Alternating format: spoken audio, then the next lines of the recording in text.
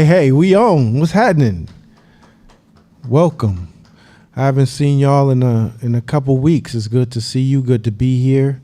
We gonna have a couple new fresh faces in this mug, but familiar fresh faces. With Shakina helping us out and adding her insight and helping us read. So we're grateful to have you. So we got another class, a banger. We're going to continue to get insightful. If you guys haven't noticed, man, like these classes, we've tried to give you our best work so that you can clearly see real time, how to navigate through your situations. The risk and the beauty of somebody who's an entrepreneur teaching entrepreneurship classes is they're putting their reputations on the line real time for you. So they're putting their reputations on the line, and they got to practice the shit that they preach. And so that creates a responsibility for several, for us and you. So, So I think that's what goes into what we teach, because it could be particular things that we are experiencing at the time, or see at the time, or get questioned on, or be able to read and react in real time in certain situations. So, and it helps us to craft the class for you. So let's jump right in. Got my brother here in the clean ass crew neck.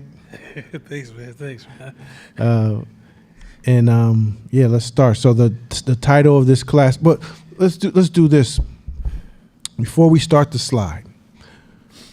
I wasn't gonna do it, but like second time I've been asked about it, and we tend to move around it or tread lightly on it because it's such a picky topic, and I've talked about it once or twice, but it's very objective, and it's one of them things that is very sensitive. And someone asked me, how does God play in entrepreneurship? And that's always a touchy one, right? How does God play in entrepreneurship? Do you even believe in God? Ooh, wow. Absolutely. The answer is absolutely yes. I believe in God. And I the reason why it's so touchy, because it's so diverse in terms of belief, from atheism to hardcore, everything in between. And from Christianity, Buddhism, Islam, and Hinduism, and everything in between as well, spirituality. So there's so many variables when it comes to their path to God. But what I will say is, I believe in a higher power, and I think if you're an entrepreneur, draw close to it. However you do, draw close to it, because it's going to be important. Like, do you pray? Of course. But hey, good morning. I mean, I say good morning. Hey, your relationship with whoever you worship, pursue it and go hard at it and be strong with it. It does not negate the fact that you have to pour every ounce of who you are into understanding how to grow and be a better entrepreneur every single day. So if you work and you read and you study and you learn and you improve and you grow like it's all on you, like ain't nobody coming to save you and help you, if you have that mentality, then you'll be fine, because with whoever you worship is going to enhance, improve, help, come through for, and do whatever it's supposed to do in terms of what you believe. But entrepreneurship, the better you get, the more data you look at. the more strategy that you curate. Because the scalability of entrepreneurship leans on the side of being a strong, solid, progressive entrepreneur. In your faith, what you believe, like, to me, entrepreneurship will help you dive deeper into that. It'll make you more of who you are into that. Because to me, entrepreneurship in itself is a spiritual experience. Spiritual experience within itself, but that's me getting too deep. So that's my short answer, and I don't really got more than that. That's your hand? Oh, okay. Let me ask you a question. Were they looking at entrepreneurship as the opposing spirituality, or do they see it as a detour from spirituality? I'm trying to get understanding, because I'm just trying to get clarity on the question. Yeah, it was more, how can you merge the two? Like, can you merge the two? Like, can the two coexist? Like, do you believe? Like, we talk so much strategy, data. Do you even believe in a God? You know what I'm saying? Like, can you marry those two together in harmony with one another? Then, because that would also, if that was a conversation, the parallels: can you have a job and believe in God? Can you take care of your kids and believe in God? Can you pay your mortgage and believe in God? Right? Like, entrepreneurship is actually seem more Christian than if I had to play with that idea. I don't think one is more Christian than the other. So I don't want to go on record as saying one is more Christian. But I would say entrepreneurship is quite closer to Christian alignment than having a job, because your environment dictates the outcome of your behavior. And the beautiful thing about being entrepreneurship is your job as an entrepreneur is to design environments. So if you want a Christian-based environment, like some companies actually do have, that is part of the entrepreneurship journey. So that's wild that that's a question, but that also speaks towards some people's level of oppression, self-oppression.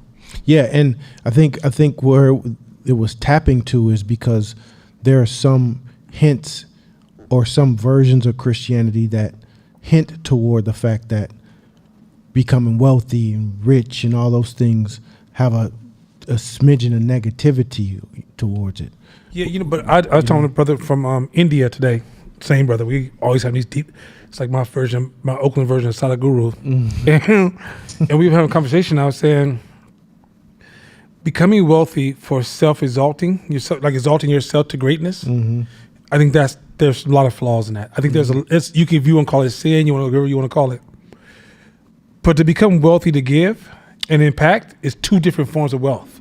So when you see a rapper, they're gaining wealth to exalt themselves, to say, look at me, look at how great I am. But the other form of wealth, where you're creating better schools, health situation, housing opportunities, work opportunities, and you're constantly pouring back into the community. Side note, Silicon Valley just had a meeting about this, about that situation. They said, we hired so many brilliant people, made them millionaires, and then sent them home. We didn't position them to come back to society and take that brilliance and make society better. That's that gap. So wealth is not just wealth. There is different kinds of wealth. And I think for those who are religious bound, they just assume all wealth is the same. And it's like, no, you get more satisfaction from gaining resources, even psychologically, and then giving, and not like the word investing, because you want to get a return so you can get something else, and get a return so you can get something else, right? So I think it's they lack the orientation of wealth. So you never had wealth, you never seen you never really explored what that means, and you've taken the worst kind of wealth, which we see that's not sustainable, that you see from certain entertainers, athletes, and we've taken that wealth and defined all forms of wealth equally. Or those individuals who were in aristocracy, which would get all the money and watch everybody die and suffer and didn't care. That's not the kind of wealth that none of us are here to teach or support. True. All right, let's rock. Slide number 1. That's me. All right. Shakina. Test all things that can affect your livelihood. See if it's true. Okay, so we're in a world where everybody has a mic and a camera. We're in a mic and a camera world. And with AI and digital effects and charisma and attractiveness, a lot of people can convince a crowd of almost anything. So when you scroll and you have all these experts, all these doctors, all these folks that are really trying to eat and trying to get paid from likes. They don't get paid from truths. They get paid from likes. It's a huge distinction. So when you look at the incentives, that's when you have to take things with a grain of salt. So we get paid for likes, not for truths. So when you have several doctors, several anybody's pitching something to a crowd, a lot of times the shit cannot be true. But if they're so convincing and so charismatic, you'll jump off a cliff with them and not know. And it's so tough nowadays. It's so tough. It's so difficult. And just know this, it's going to get more difficult as we get more advanced digitally with AI. It's going to get even harder. So if I can copy your face and your voice, it's going to get even harder. So how do we differentiate what works and what doesn't work? It can no longer be from charisma, attractiveness, the visual look of wealth, degrees, any of that shit. We at some point, all of us, if we want to move with a level of success, we have to make sure that we can test. Don't take shit people say face value. Do not take shit for face value. It was a woman who's very attractive, beautiful woman with a PhD after her name, describing how to get a man. I'm listening, and at first it sounds good. Man, yep, go ahead. And then it goes to take a turn, and I'm like, that don't make no sense.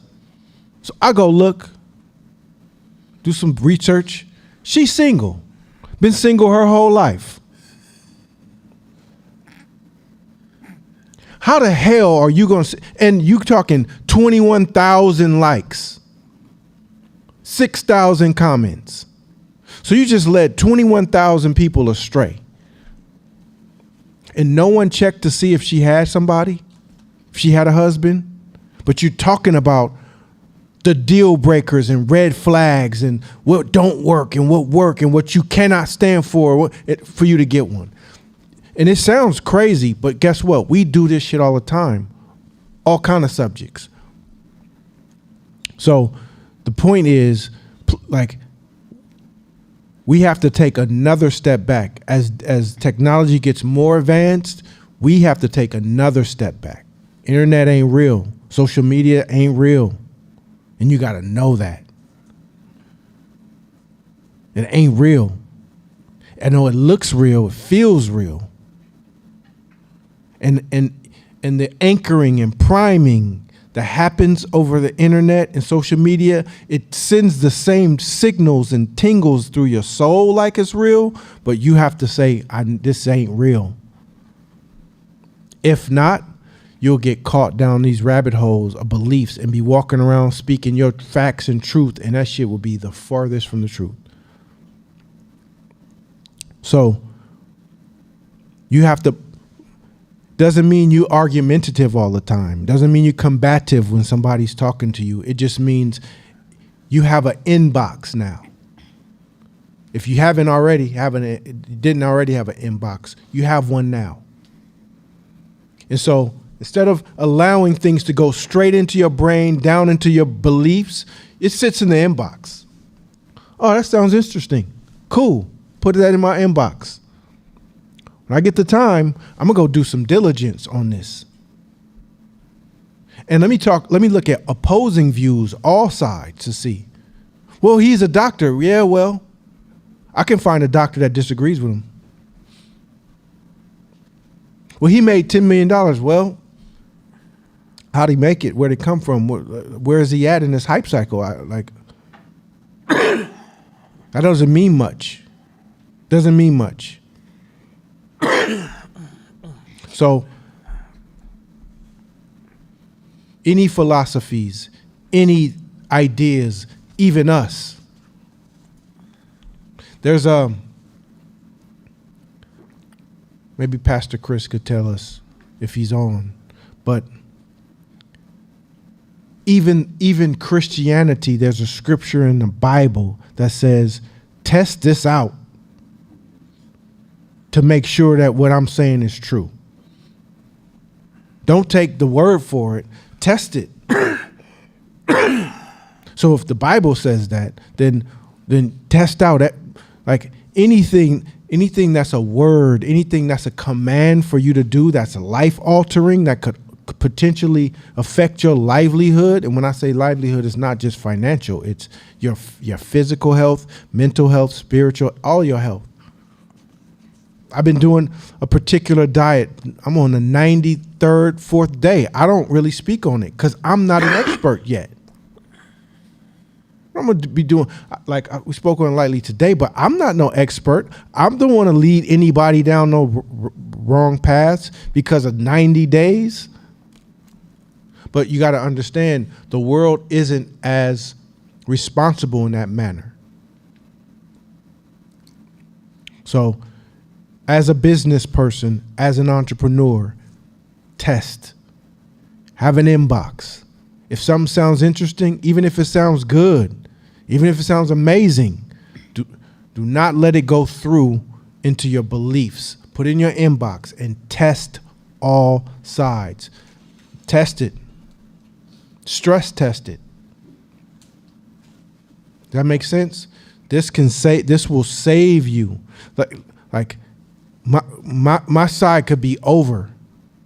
I could be done. It's Nana's turn. It's that important. The days of getting sweet talked and talked into stuff, and man, he was just so convincing. Like, really? We at the next level. Salespeople gaming you up? Really? We at the next level. Even however hard it is, you know what? This sounds great. But I made a rule for myself. No matter how great it sounds, I'm not going to make any decisions on the spot. I give myself 24 hours, so I'll be back. Like, whatever you have to do. But have an inbox from now on. Remember that. Put it in your inbox. I'll get to it. Any questions on that? This one's fucking big. Why are you smiling, Tone? Next slide. The curse of comfort. How often do we suspend effort in change? Preferring instead what we call living in comfortable misery, we revert to the familiar rather than risking the challenge, anxiety of change. Okay, so we doubling back on this. This is an extension of the comfort zone conversation. But I liked the word the curse of comfort. A lot of us are suspended. You know how it feels to be suspended? You feel like you can't move. You suspended in air. You're suspended in effort is what this is saying. Because you're comfortable. You want better shit. You want more. You want to improve. You want to get out of this situation and go to a better one. You want more money. You want more. You want more. But you're suspended in fucking effort. And suspension feels like you can't go anymore. It feels like you have no more. I had this nagging knee injury for years, 15 years ago, from playing so much hoop, that I had to rehab it at a point in time to where I couldn't even squat the bar. I had to start with just no weights. And then slowly, months, I could get to the bar. And it took me a year to get to a quarter on each side. And then like another 6 months to where I finally got to like a plate. And then I got to a plate and a quarter over some years. So, so I wanted to, so I'm at 2 plates now. I touched 2 plates. So I squat 2 plates. I'm like, I really made some progress over the years. However, my next leg day, that nagging pain of that leg injury came back. Like hurting bad. And I'm thinking, I didn't do nothing different. Like, why am I stuck? Like, damn, I lifted too much weight. See, that's what I get for trying to push myself and go harder. I should have just stayed where I was. And then I'm like, you know what? If my knee's already fucked up, I might as well just go for it. My knee already fucked up. Might as well just go for it. So I'm going to act like nothing happened to my knee. And I did my regular workout. First couple sets, I felt the knee pain. Fuck, you just going to have to hurt. Went up in weight. Hurt a little less. Went up in weight. Hurt a little less. Went up to 2 plates that I'm on. I didn't feel the knee pain. 2 days later, knee pain gone. So I'm figuring out what the fuck is going on in my head that will create this knee pain. But sometimes the curse of comfort will fuck with you. Like, whoa, what you doing? Nobody told you to do that. Let me see if I can work some shit to get you to stop. When you break that comfort, like you said, I don't care. We doing this. Sometimes things magically have a tendency to like, oh, well, okay then. Let me get out your way then. And some of us have this knee pain that tells our brain that this is the limits. It's it. We hurt. Why are you going further than this? We hurt. Stop. And the natural tendency is to listen, right? Natural tendency is to listen. It's a saying, listen to your body, right? You got to take listening to your body with a grain of salt. Because sometimes your body will betray you because of its desire for comfort. We ain't playing the comfort game. We're playing the expansion game. We're playing the growth game. And both expansion and growth comes with stress and struggle and pain. So understand, wherever we are in life right now, if it doesn't feel good and we're not pushing ourselves past these limitations and stepping into the pain and into the uncomfortability and into the hurt, then we're stuck. We're suspended in effort. Ain't no ifs, ands, or buts. So you got to look at those things as, all right, well, what's the worst that can happen? What is this? My daughter cracked me up. Let me just touch it. Let me touch this. Hey, what you doing? Don't touch that. I just want to see what it does if I do this. Like, if I get hurt, at least I know what happens to it, left or right. We got to be that way. What happens if I'm nut? Oh shit! No, don't do that. If not, we're suspended. Who wants to be suspended? It feels, that word feels like Get Out the movie, don't it? You just going down this thing. Get out.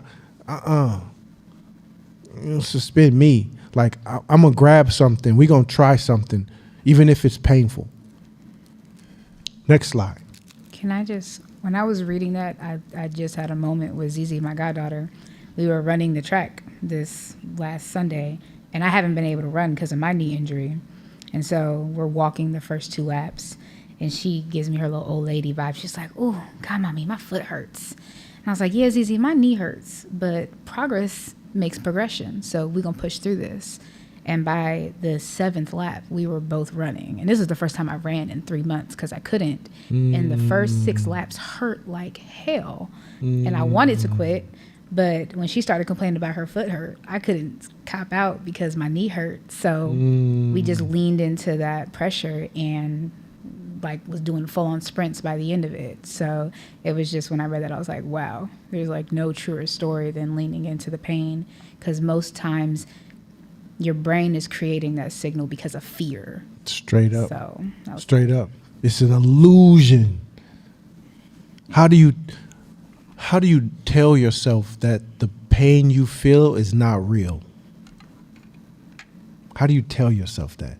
You know, you have to, that's really understanding yourself and knowing yourself and being able to detach from your emotions. That's what this emotional agility shit is all about. Is how do you be able to communicate with yourself that the feeling you're feeling right now, I feel it, but it's an illusion. It's fear. Let me break past this. Tone. So not really a question, but a statement. And this is dope, man. I've been in class a long time, but this is dope. It's almost like going to church. When you go to church, you be like, damn, this is just for me. This is a great message. Go back to that last slide real quick, because I kind of want to, you're hitting on something. This is why I love class, dude. This is why I love this whole journey, because this is what keeps a lot of people stuck from going to another level in their business, in their life, whatever. And the examples you guys just gave is an example of like, okay, I need to try to do something beyond this pain so I can get further from where I'm at. And I feel like this is being said because, without rambling too long, but I've been in this, not necessarily suspended, but like stuck, kind of, sort of. Mm-hmm. And I'm like, okay, what can I do to get up out of this? And those examples are, one, exactly what I needed to hear, but also just a reminder of that's the only way you're going to get to that next level. And I literally see people in our community that's like, they're comfortable. They're stuck in that curse of comfort. Like, they're comfortable mm-hmm. where they at. Mm-hmm. And they'll never get further, not going to say never, but until they do something that mm-hmm. hurts a little bit, until it doesn't hurt anymore, they won't ever get past where they're at. And mm-hmm. I think that's just a great reminder to be like, yo, you got to, in order to get to that next step, you got to do something that's going to hurt a little bit. Mm-hmm. And then you're going to forget that it hurt and you're going to go to something else. Mm-hmm. So that's just dope. Can I offer alternatives? So you're going to hear me reference this for the next few weeks. I'm reading the book When Crack Was King. Painful. I grew up in that era, so it's like hearing how the water was boiling and I was a frog and I didn't know I was dying. But anyway, people can also get stuck because of scarcity. So sometimes you can feel the pain, but you lose hope and you tolerate the pain. So it's not necessarily always comfort. Sometimes it's like I was talking to somebody recently about their business, and they were stuck in this cycle. They just trying to keep their head above water, keep the business growing, and they just working really, really hard. And so I gave them a strategic suggestion. They said, "Oh my God," I said, "I just need to talk to people sometimes." Sometimes too, when you're talking to people that's reinforcing your scarcity, you're mentally trapped. So you don't even know. The average person in the hood who are suffering, a lot of people in the hood are suffering, but have learned to adjust to the suffering. So it's not necessarily, change is a discomfort, which this does not discredit that. I'm suggesting there's multiple reasons why you see a lot of people not moving out of this space is because they have limited pathways out. They only have like 1 or 2 options, right? They might be 10 options, only see 2. And they're working in 2 options to death. And they work it in a scarcity, this is go back to his old lesson, a scarcity mindset, which the other options escape them. So you almost feel like they just have one path in, one path out.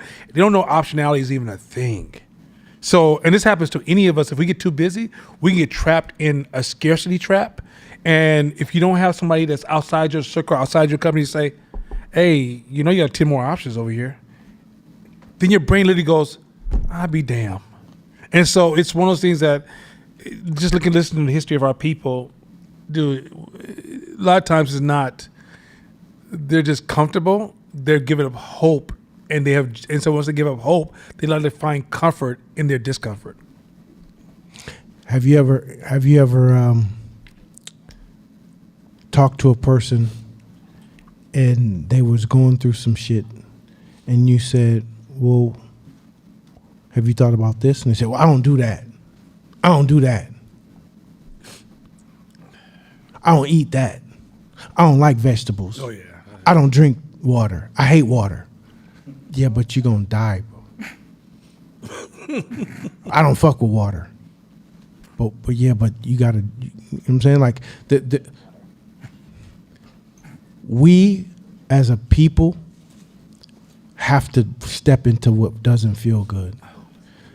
And what typically happens is, if not, what doesn't feel good will come seeking you. But it's not the same. When it comes seeking you, it's not the same.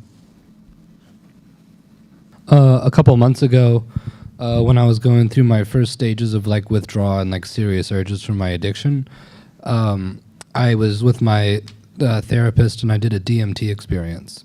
And I felt like when I went into DMT mode, I was like free falling from a skyscraper and there was no bottom. I just felt the sensation in my body that I kept falling and I was panicking. And I told her I wanted to stop and she said, shut the fuck up and fall. And I'm like, but I'm going to die. And she's like, you're not going to die. So 2 days later, I'm walking my dog and something triggers me and like I get a really bad urge to use. Like out of this world, I feel like I hear a bunch of cicadas in the distance. I'm getting hot. And something told me, like she said, shut the fuck up and sit with it. And like once I accepted that terrible feeling of anxiety, I realized it was gone in like 30 minutes. And I think it sort of parallels what he's saying, is that what I told myself is the only way to overcome this is to get used to it and figure out a way to rewire my mind to let it charge me as opposed to dominate me. So anxiety doesn't always feel good, but now in my head, when I start to feel that, I ask myself, instead of like, how do I retreat? What am I not addressing right now? And so it's more of like an alarm clock than it is a defensive siege. Interesting. All right, next slide. You care too much. Care too much. Care too much. What will people say? What am I gonna look like? What do people don't think? They looking, they watching. Nobody's watching you like that. And nobody gives a fuck. But it's not the problem of them. The biggest problem is that you care too much about it. You spend too much mental energy thinking about what other people are doing and how they feel about you. You care too much. Stop caring so much. They're not watching you. Us as humans, we're so self-centered. We're mostly just thinking about us, ourselves.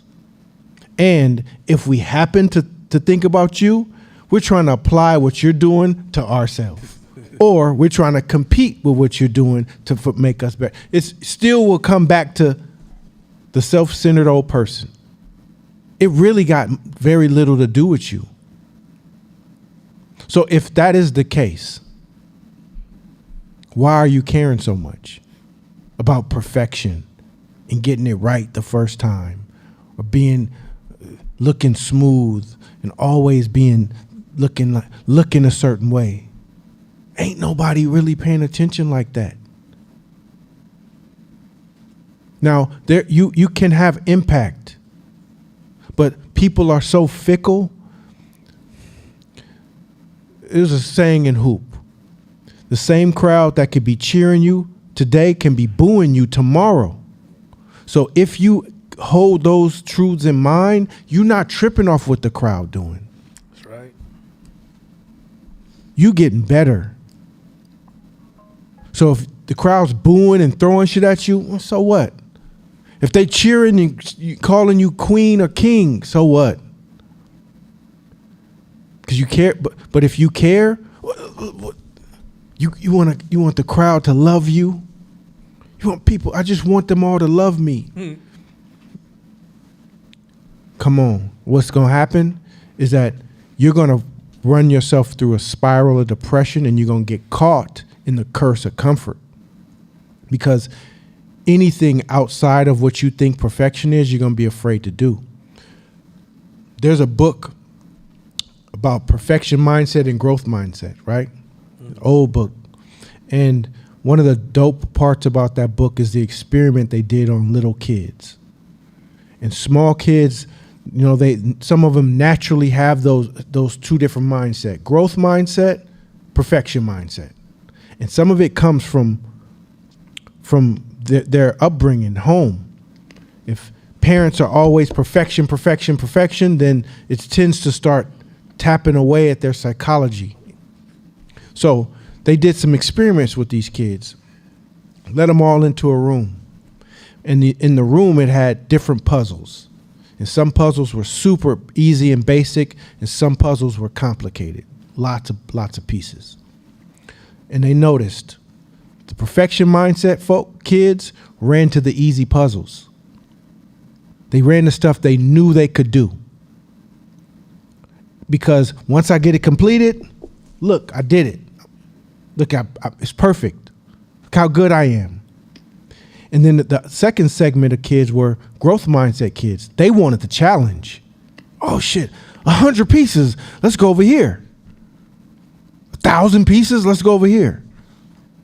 Oh, fuck whether or not they finish it or whether they get it done. The challenge of doing it, of getting better, was way more important than the perfection of getting something done. Now, you take those kids and what that book said, when you scale that out over time, the growth mindset kids are way more adjusted to life, more successful. Why? Because their psychology is built on taking on new challenges versus looking perfect, looking good. I'm just going to be safe, the curse of comfort, be safe, and get the pat on my back for doing things right. So this isn't a fancy slide. It's 4 words, but it affects a lot of y'all. Mm-hmm. You care too much. The only thing, you should change. The only thing you should keep in that sentence is the word "to," but put a W in the middle in exchange of that first 0, and say, I don't give 2 fucks what people think.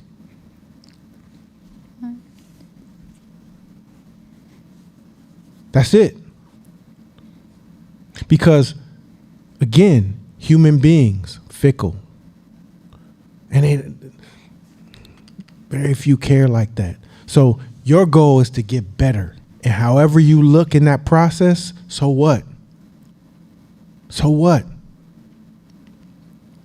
If you a gym grunter, right? You sound like you dying, trying to get them weights up.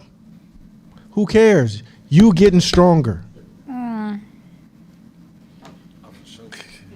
Yeah. Who cares? If that helps you get your weight up, I don't give. Man, get it.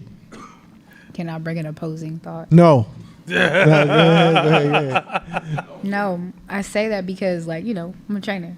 I've had 4,000 clients over the years. And oftentimes, like, what I have found for those overzealous clients that are like, all the crazy ass sounds, is that they can do the move without it. And that sound is creating friction for them. It's intensifying the hardness of it. But if you do the same exact thing and you learn to control that desire to belt out, you're actually stronger from it. Well, if you don't have, it's going to be opposing thoughts all night because that's your relative perspective. That's your perspective. So I'm glad you brought that up. Today, I had the same. I had a struggle where I was pushing heavy weight, and because I hear people make noise, and I get like embarrassed for them, like in the beginning, and I'll try to like not make a sound, right? But then that sound literally gets me that extra couple reps because the whole time I'm like not trying to make a sound. But when I'm like, I put it out, then it's just, I get that extra rep in. So Is it the sound or the breathing? Either way, like there's no scientists standing around trying to figure it out. I think the point is irrelevant.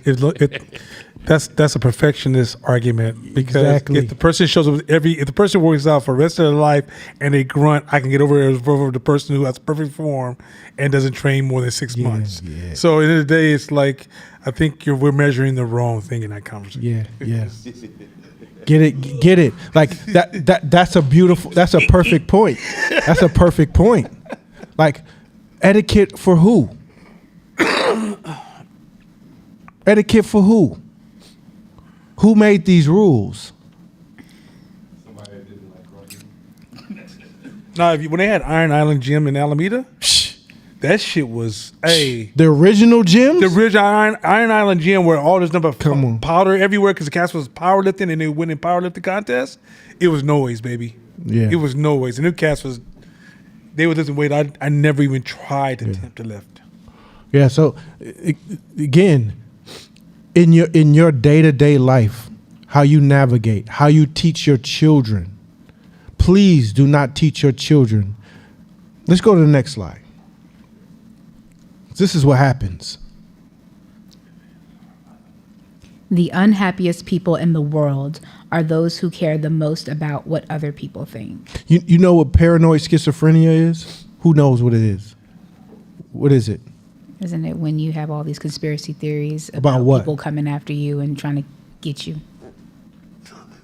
So you one hair away from being a paranoid schizophrenic.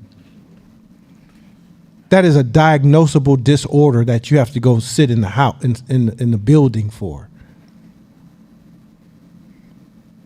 So the opposite of that is being in your own space, loving yourself enough to be able to withstand the cheers, the applause, and the discomfort and the disapprovals. You can't expect to be big and be this big and everybody loves you. It's not possible. You have to be willing to say, have a group of people that don't like you. They may not even know why they don't like you. And if you're, oh man, I read the comments and they don't like me. I was up all night crying. Man, you ain't going like it. You might want to jump back into that suspension because you're gonna have a rough one. Because this world isn't built for supremacy of one thing. You're gonna have people that don't like. So you have to be comfortable. Colin Powell, he was Attorney General, and he said, if everybody on your team likes you, you're not doing a good job as a leader. Do all your customers have to like you? Do you have to like all your customers? No. See, this like shit, it comes down to needing approval and wanting no friction in life. And that's impossible, especially with the feats that we're taking as entrepreneurs. Is there a difference in the previous slide about you care too much between like your business relationships versus like your family relationships? Like, is there a separation? I don't think so. I mean, this is where I will say there's a thing called culture, right? So if you're within a culture, the culture has rules. Goes back to the old culturescape stuff, right? The culture has rules. And if you want to be a part of the culture, then you got to follow those rules, right? That's just the way it is. Now, if you consciously disregard those rules, that's your choice. You just got to know what comes with it. You might get kicked out of the tribe. You might get brushed aside or sit to the bottom of the but that's the culture. Preach. So to me, how you do anything is how you do everything. So I'm not one way with this rule at work and another way at home, because what typically happens is when you operate a certain way, you're going to attract people like you. And you create that culture. You create the rules based on your separation from the culture. Me and my partners, when we talk, we agree on hella shit because we found people that think like us. So, and if we were to individually tell the things that we believe in to a person outside our culture, they think we was crazy or wrong or that ain't right or all kind of shit. But that's who cares. So how you move here in this situation can be how you move there. Because you as leaders, as creators, as entrepreneurs, I don't see anybody in this room who's like, as an entrepreneur, I'm a leader, I'm a builder, I'm a creator, I create the culture, but then at home, I'm docile and I'm a follower. You typically, that's typically you on both sides of the board. So my family, I know our culture. There's like probably 3 things out of 100 that I could do with my family. I do them and I have a great time. Man, great ass time, fun. But the other 97, I don't do. So yeah, I'll sit back and hear the shit. Oh, here come Courtney. What, you gonna eat grass today? You gonna come? Or don't pass it to him. He's square. Don't pass this. But you don't drink? What do you do? I embrace it. Give a fuck. I don't give a fuck. Yes, I brought some grass. I'm about to put grass in a taco and eat it. Because the goal is to get to that space, that freedom. That freedom. It's such a freedom when you don't care. Oh, it's such a freedom. Such a freedom when you don't care. When you're not bound by, oh, I gotta go out the house. I can't go out the house looking like, I gotta be fresh to death. What if my car, I should downsize my fancy ass car, but I'm too embarrassed to. So I'm just gonna continue to struggle. I should go get a Honda right now. But I care what other people think, so I'm not. I'm gonna stay in this Benz. I should downsize this, but I'm not because I care too much. What are people gonna think? I should get rid of this and do, but what are people gonna think? Man, if you don't stop that shit, you're hurting yourself. Who gives a fuck? What is best for you? What is best for you? What's best for you? What's the best move? What's the smartest move?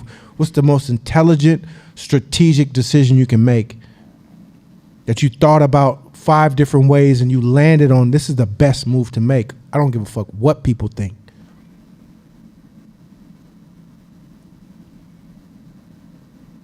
Next slide. To be clear, It's not that expectations are bad. We need expectations, as they can be helpful in many ways. The problem is becoming addicted to approval or fenced in by others' expectations. Approval can be an addiction for some. Approval can be an addiction to some. Did I do good? Do you like it? You accept me? You approve me? It's tough. And if you were raised in a household to where that lever was being pulled on you by your parents or whoever, then that is not easy to break. No, don't get me wrong. But approval addiction, it can become debilitating. So we have culture. We have culture. We got rules within culture. We have standards. Meaning there's a certain standard that you want to set for yourself and keep it. You got values, a list of values that you want to implement in your daily life. You got beliefs you want to hold true to, be consistent with, as well as have integrity to. So those things are in place. So it's not about going against your values, lack of integrity, lowering your standards. It's not about any of those things. It's about in the pursuit of your own personal excellence and on your journey, you have to detach yourself from how the crowd feels about you, because it's going to slow you down or even stop you. And if you got to be honest with yourself if you are addicted to approval for other people. I guess I was lucky. Like the perks of being the fuck up. That's one of the, actually, I'm dead serious. The perks of being the fuck up. Everyone's expectation for me was low as fuck. That's true, though. They already counted me out, so nobody paying attention to me. They had me going 2 places. Wasn't grading my papers and none of that shit. They didn't give a fuck. So I got comfortable being a complete outcast. Low expectation. Shit talk to me.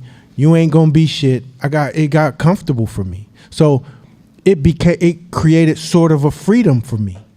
I can maneuver around in all these spaces and ain't nobody watching anyway. And the occasional you did that? No, you didn't do that. You got detention. You copied from somebody.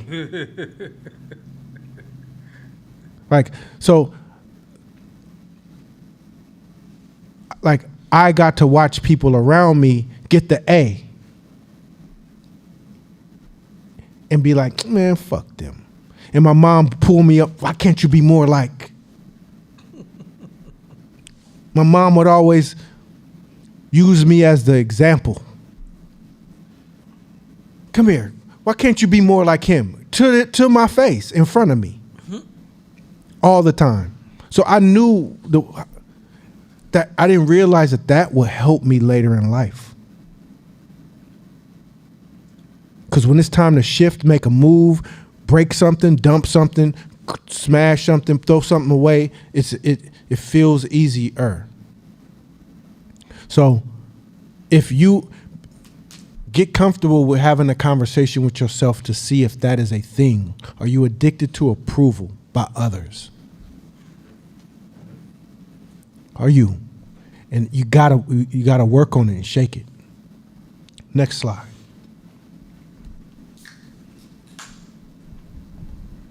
Emotional agility, chapters 8 and 9. Yeah. You remember that cartoon? I don't know. Some of y'all too young. I'm becoming OG status. I'm about to be in the 5s this year. You feel me? But there was a cartoon when I was a kid where it was like this big dog and there was a little dog next to him like, hey, where we going? Huh? Like, and he slap him, tell him to shut up. Yeah. Mm-hmm. That's what some of y'all look like. The little dog. Approval, approval, please approve me, approve me. Can I hang with you? Approval, can you approve me, please? Just tell me I'm good enough. Not realizing that you are. You absolutely are. You on a path to be great. All right, emotional agility.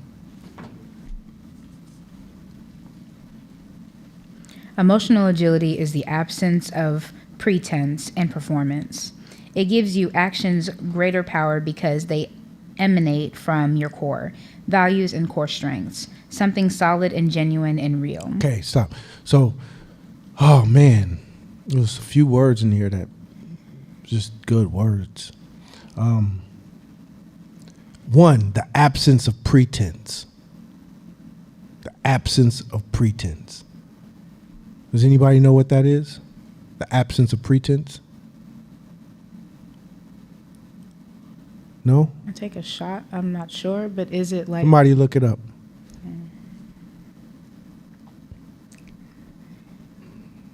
Because this is big, this is important.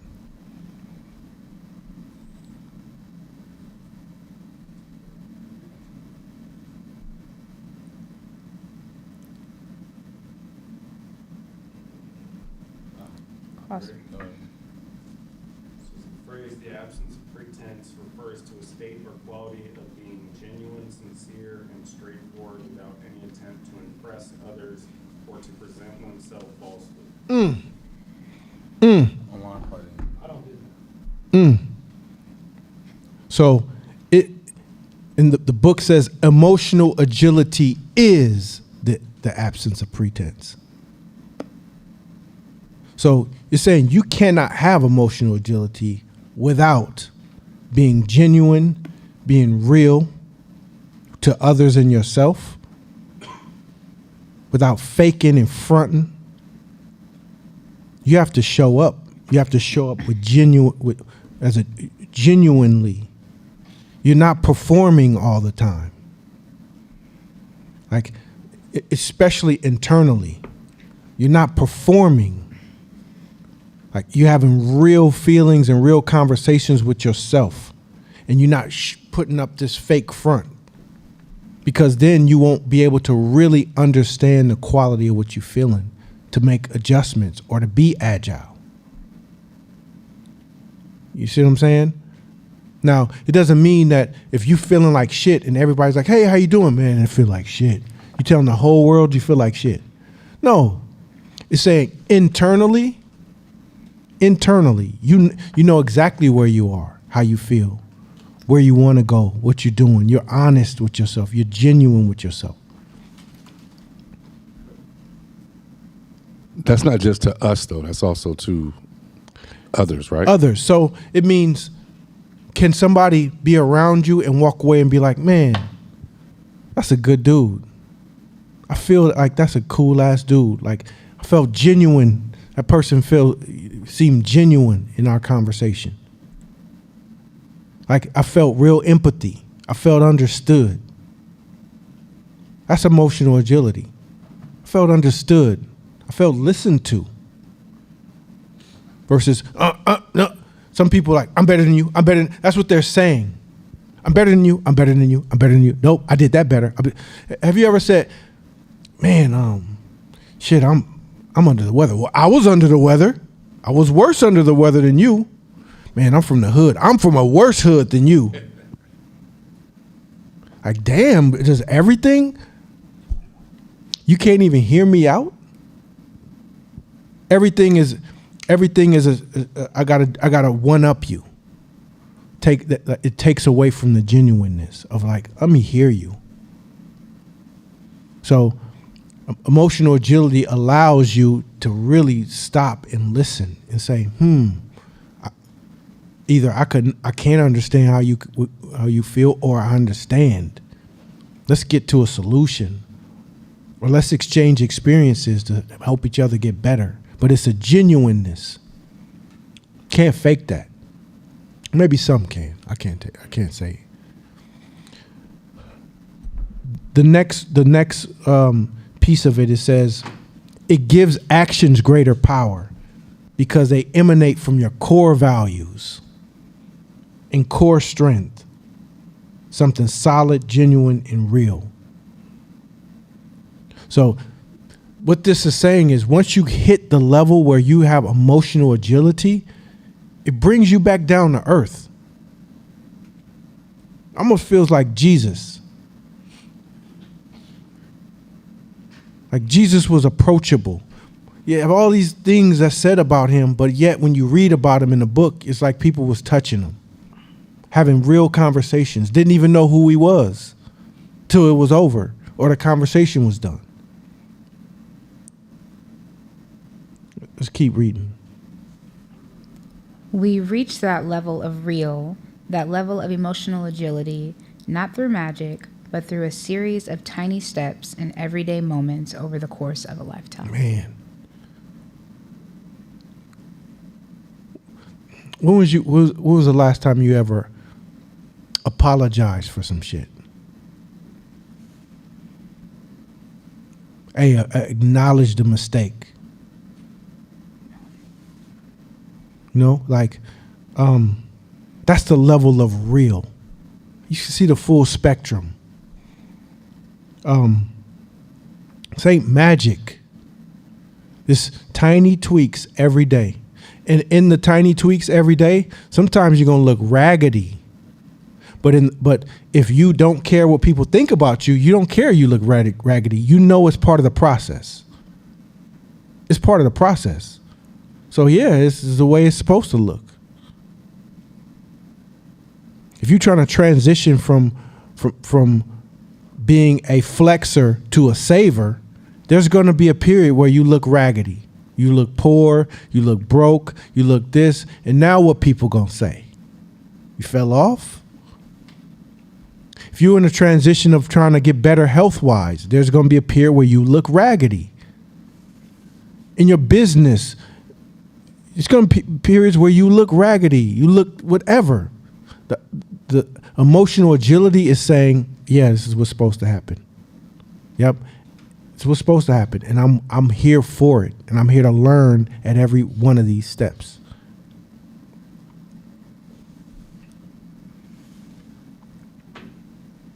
Next slide. Correspondence bias. Lack of judgment kills correspondence bias. Oh, man.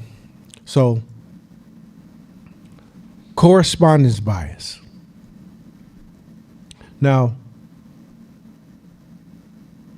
in a nutshell, correspondence bias is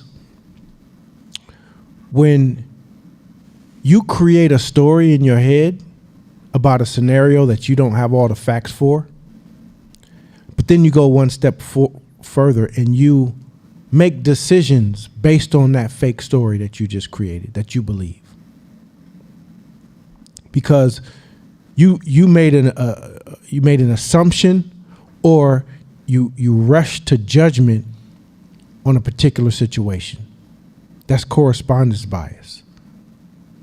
And so I should have had these slides flipped so that we can explain details of it more. Actually, let's go to the next slide, and then we'll go backwards.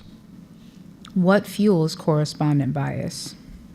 Creating a belief when we lack a full story. One, creating a belief when you lack a full story. So if somebody has anybody ever said, all right, tell me what happened? And you say 5 words, and then they just start talking about everything that they think happened. Like, motherfucker, you don't even know the middle and the end. And they'll come up with a whole scenario about what to do, how to fix it. And you have to say, no, let me finish my story. That's heavy correspondence bias. And we do it all the time. We're quick to jump in. We're quick to not only create the story, but make decisions based on the story we created. That's why we say lack of, like, if you don't judge scenarios, you don't judge a book by its cover, lack of judgment will kill it. You starve out correspondence bias because you don't give it an opportunity for any beliefs to grow. You're still gathering information. What's the next one? Unrealistic expectations. Okay, another one. Unrealistic expect. Well, you should be doing this. You should already be by now. By now, you should be. What took you so long? I expect you to be. Unrealistic expectations fuel correspondence bias. What people give you is what they give you, is what they got. And if we continue to create unrealistic expectations around people, we only make both parties suffer. Next one. We make exaggerated assessments or behaviors. Of behavior, sorry. I said what's up to Sydney, and he looked to the right. He didn't even look back at me. He tripping. Man, fuck that dude, man. So now next time I don't speak to Sydney. Right? So you create a self-fulfilling prophecy based on a corresponding bias of exaggerating the assessments of his behavior. He has something in his eye. He had something in his eye. His glasses was blurry. It could have been hella shit. Next one. We fail to correct initial assumptions. Oh my God, that's a big one. Have somebody ever got mad at you? You corrected them and they were wrong, but they were still mad at you? Yes. What? How come you didn't? I was talking to a friend of mine, and I was like, "Hey, so and so's in the hospital."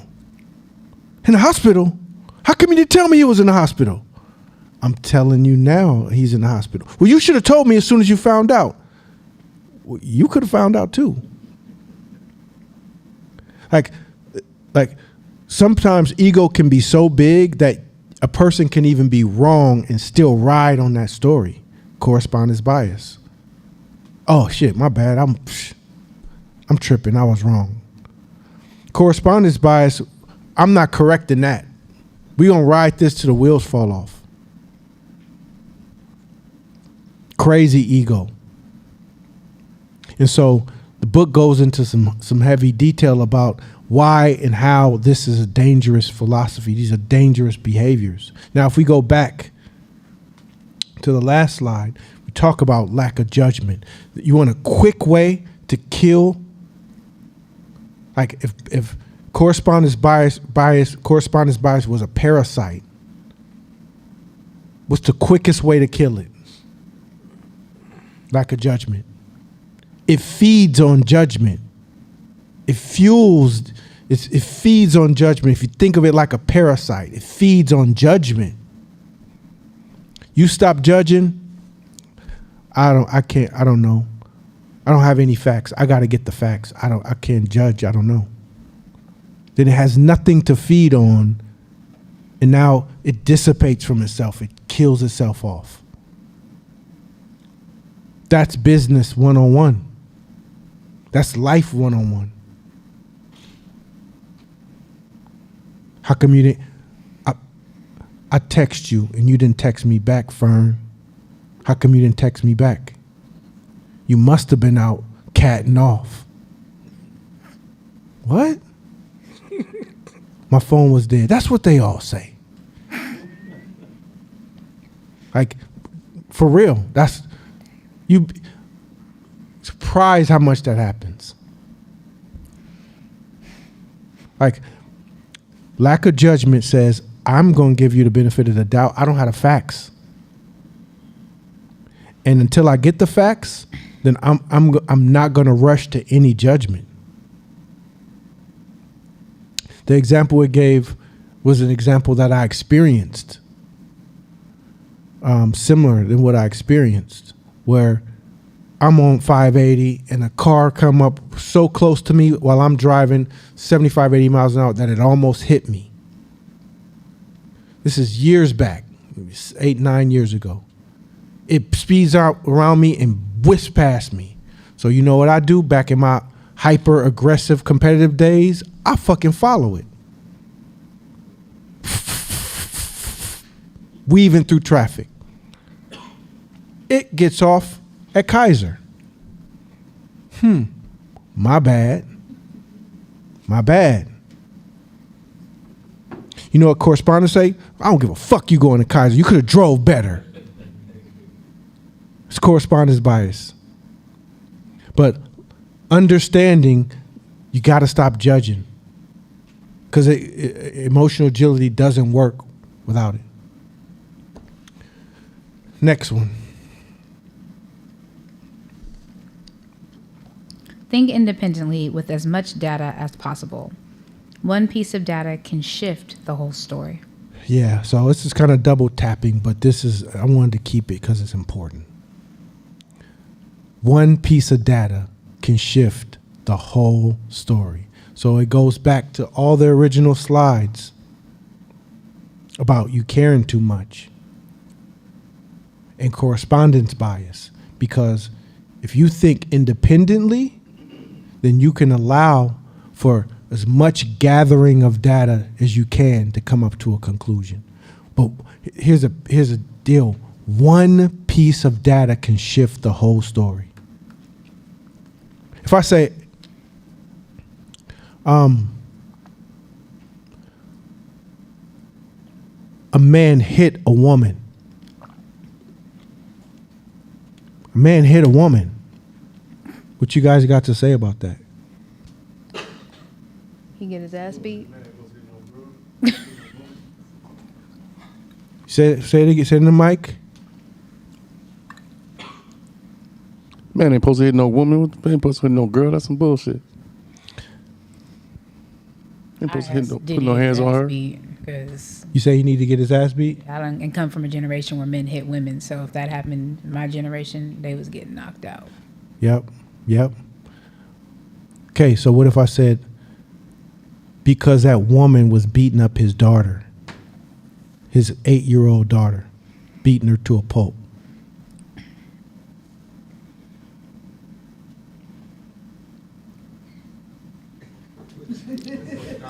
Can I answer honestly? So if that happened in my family, well, no, I'm not even gonna say that. He don't got time to go run and call nobody. It's No. right there in the moment. Yes, right there in the moment. My clean preference would be for him to stop the woman, and it should get dealt with later, because a man can overpower a woman, but for you to Can beat on- every man overpower a woman? You Shakina, right? Can every man overpower you? absolutely not. Okay, so then. I bow out. One piece of data. Now here's the thing.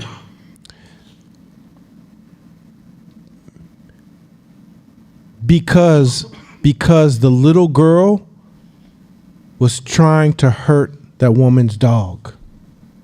See how I can keep flipping? We could go all night. Because the dog tried to bite the baby. So you can go all night. That's why you should not be quick to be like, we should beat his ass. Fuck, you should never that's why sometimes Nana and me sound such like assholes.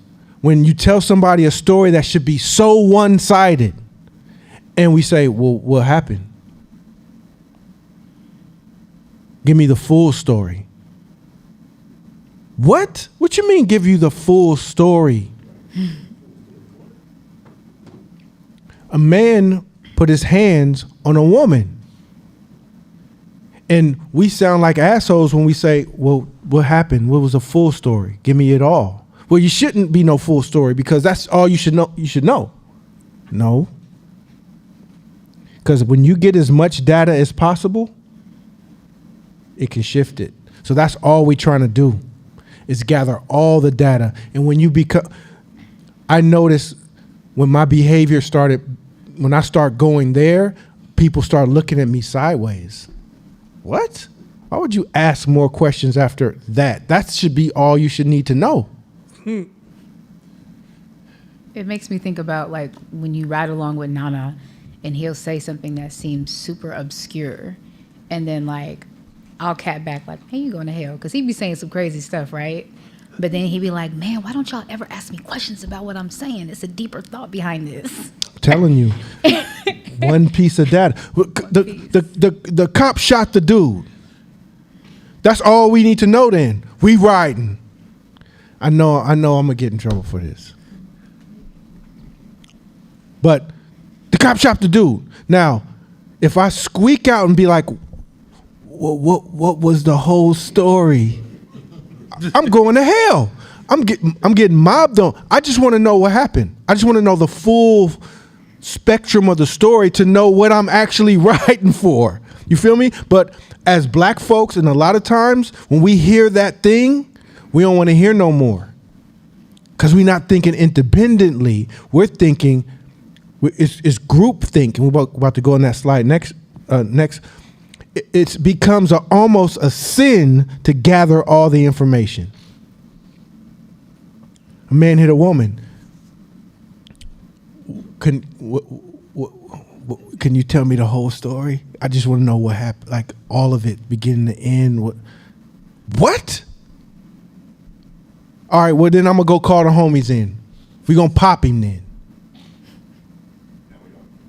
Now come to find out, she been beating his ass this whole time. And he just swung back once out of reflex. And she been beating his ass this whole time. Oh, I know a story like that. And just one of the times, his reflex bang and hit her. And now she called the police. And she called her, "I'm going to call my brothers." That shit happens. Yeah.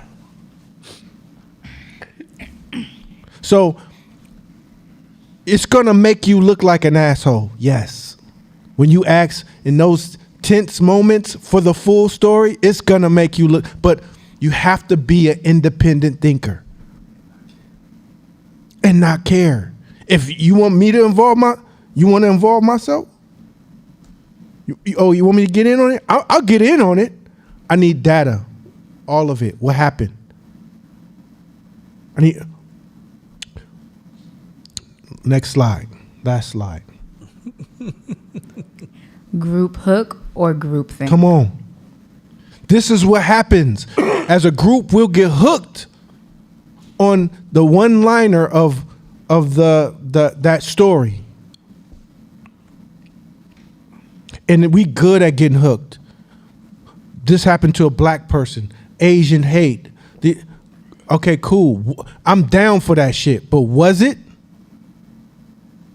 What happened? What's the full story? And you have to think independent. You cannot get caught up in groupthink. Groupthink means if that approval addiction spreads like wildfire, like a disease. So if you say, "I like blue too. I like blue too." Now the whole group like blue, don't even know why. Versus like, hold on, I don't even know if I like blue. I don't like, let's go, I like red. And you have to be willing to be chastised by the group. And so group hook can lead you to group hook can lead you to group think. And that's the last thing you want as an entrepreneur, as an independent thinker, is group think. Last slide. Oh no, not last slide. We almost done. Asking questions. Be the minority. Period. Next slide. You guys know. So basically, be the minority. Ask questions. Do I get to be a minority? No, Josh. You kind of are though. Josh, that's all I need. Last slide. Go ahead. You saying like because most people don't ask questions? Right. Yeah, no, Okay, right. Yep. Somebody told me I asked too many questions. So Nah, that's why you good. Be the minority. You know what I'm saying? Fuck what people think. Ask them. Question to that is, doesn't matter the quality of the question. Like I have found over the years that there is art to asking questions. Does it mean that, you just ask it just because it pops up, or is there a responsibility to have a certain level of ownership before you just load off with 50 million questions? I mean, if you're skilled at the art, sure. I think it's irresponsible to do it if you're skilled at the art and you're being lazy. But I'll take any kind of question. Well, I'll take Lily all day. I was Lily, knowing that people would be like, golly, because I had no clue about nothing. I was raised like like the jungle kid. So I'd be like, how do you do that? Well, you need to do, well, how do you do that? You don't know how to do that? No, break it down. If I was on your side, this motherfucker would be irritated at me. Court, stay after class. Let's talk after class. Because I would be, like, used to be like, I'm sorry, I'm asking. No. And look at you. I grew a lot. And look at you. Look at where you are. I will be the exact same way. Now, okay, when you said, what did you mean by that? Okay, just go from A to B. Well, what does go mean? You don't know what go mean? No, I don't. Can you break it down for me? Like, I would rather you do that than be in the corner being quiet than nothing at all, because you don't want it to sound not perfect. That's perfectionism. Fuck that shit. Mashama and I actually had a conversation about this a while ago with the stakeholder interviews. Because there's a bunch of people I was asking them, I was like, dude, I have no idea, about their realm of what they do. These are high finance people. These are CEOs, yada, yada, yada. And Mashama was like, it doesn't matter. The only thing that matters is being in a constant space of curiousness. Just the quality of the questions can go up and down, but the level of the humanity has to be there. Are you genuinely curious about them as a person, their journey, and what lights up their life? If you're there and you're present with them, you can find a way through. Dope. And on that note, we out. Oh, that's a dope. Just to add to the question piece, one of the things that I've learned over the past couple of months, and this came from a podcast that Nana had sent a while ago about sort of questions, is less about the question itself and more about the space that you're creating or asking those questions around. So in certain spaces, like a high level question or like a quick question may be more harmful versus like a space that's more curated for that. I remember the example that he had gave in the podcast was like if a wife asks a husband like, hey, why do you love me? Right after work, right after a long day, like you're going to get like a quick answer like, wow, whatever. But if you ask like, you go out to a dinner, it's no work the next day, like you curate a space and then you're like, hey, it's quiet, it's not much noise around, and you're like, hey, why do you love me? You'll get like a deep sort of answer. So I feel like, or one of my things that I've been going through in sort of questions is like the space around a question. If I ask Nana a question right after class, 15 minutes before he has to go, I'll get one answer. But if I ask when he has 3 hours, he doesn't have a meeting coming up, you'll get like a different answer. So just being conscious of the space around where you're asking a question. That's good. All right, y'all. Yo, okay. Hey, you know what's so cool? When we do our class together, let's go back to absence of pretense. I think that is way bigger. Go forward. Man, Josh must have went out. Must have got a new girlfriend. But anyway, point is this. But the thing is that, you know how hard that is? Do you know most corporate America don't practice that? Absence of pretense is not a corporate America thing. Because in corporate America, what's the number one thing everybody does? Fake it till you make it, right? When you run across somebody on the streets, how many people are stunting on you talking about all the things they're doing until you see their numbers? You look at African American numbers and you look at our conversations, our community is stuck in this loop. So I'm gonna take it all the way down to like your relationships. parenting. There's so much here. So I think me and you should jump into a conversation in front of the class. But this one here, I really want, like you, well, we keep coming back to some of the classes you taught previously, but this has so much fire. Even assuming you have, let's say you you went to school to be an auto mechanic, and you took a transmission class, and you took a electrical class, and somebody walks in the building and asks you about like say somebody that you value comes in and goes, hey, my engine's knocking, and you just give them a suggestion of your advice. That's the opposite of absence of pretense. That's not your specialty. You don't even know how to say, hey, I can give you my hypothesis, but that's okay to say it that way.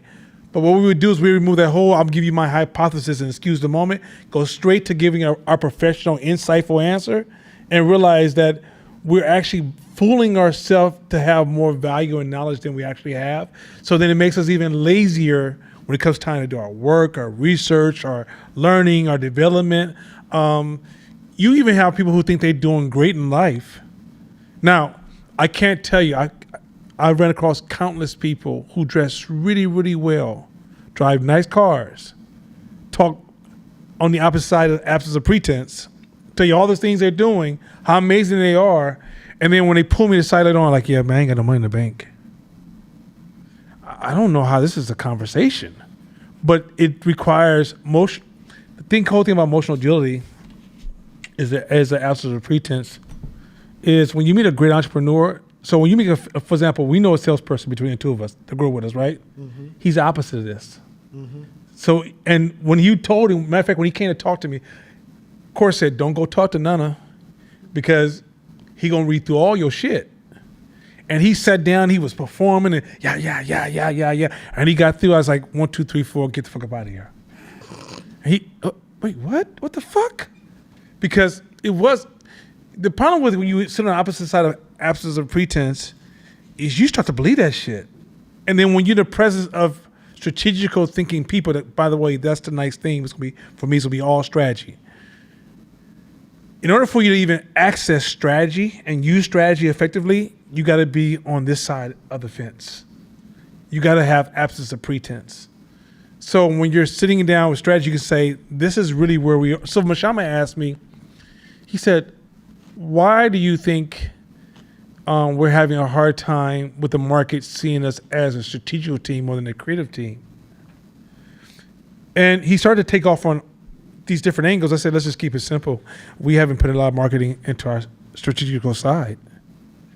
But if I was lost in absence of pretense, if I was the opposite of absence of pretense, I would have danced with him for hours and wrote up this long wall of strategy and skipped the very fact that, have we even invested in strategy?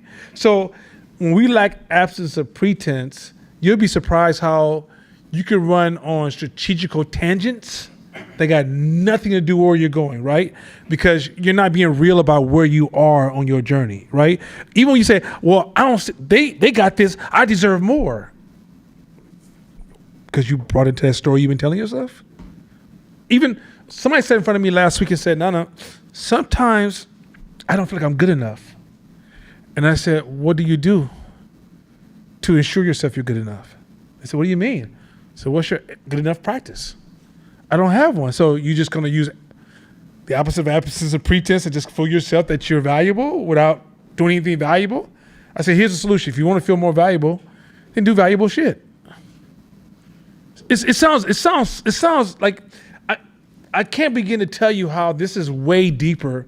And I think this is going to cover like 45 minutes of our conversation, how there's so many distortions. And then what are those emotional hurdles we got to work on to actually have grounding? And like it says in this paragraph, it's small tweaks over time that it's almost like, if you really want to be real, when you meet a real good entrepreneur, a really strong entrepreneur, or matter of fact, a great salesperson and a cheap salesperson is sit on the opposite side of this fence.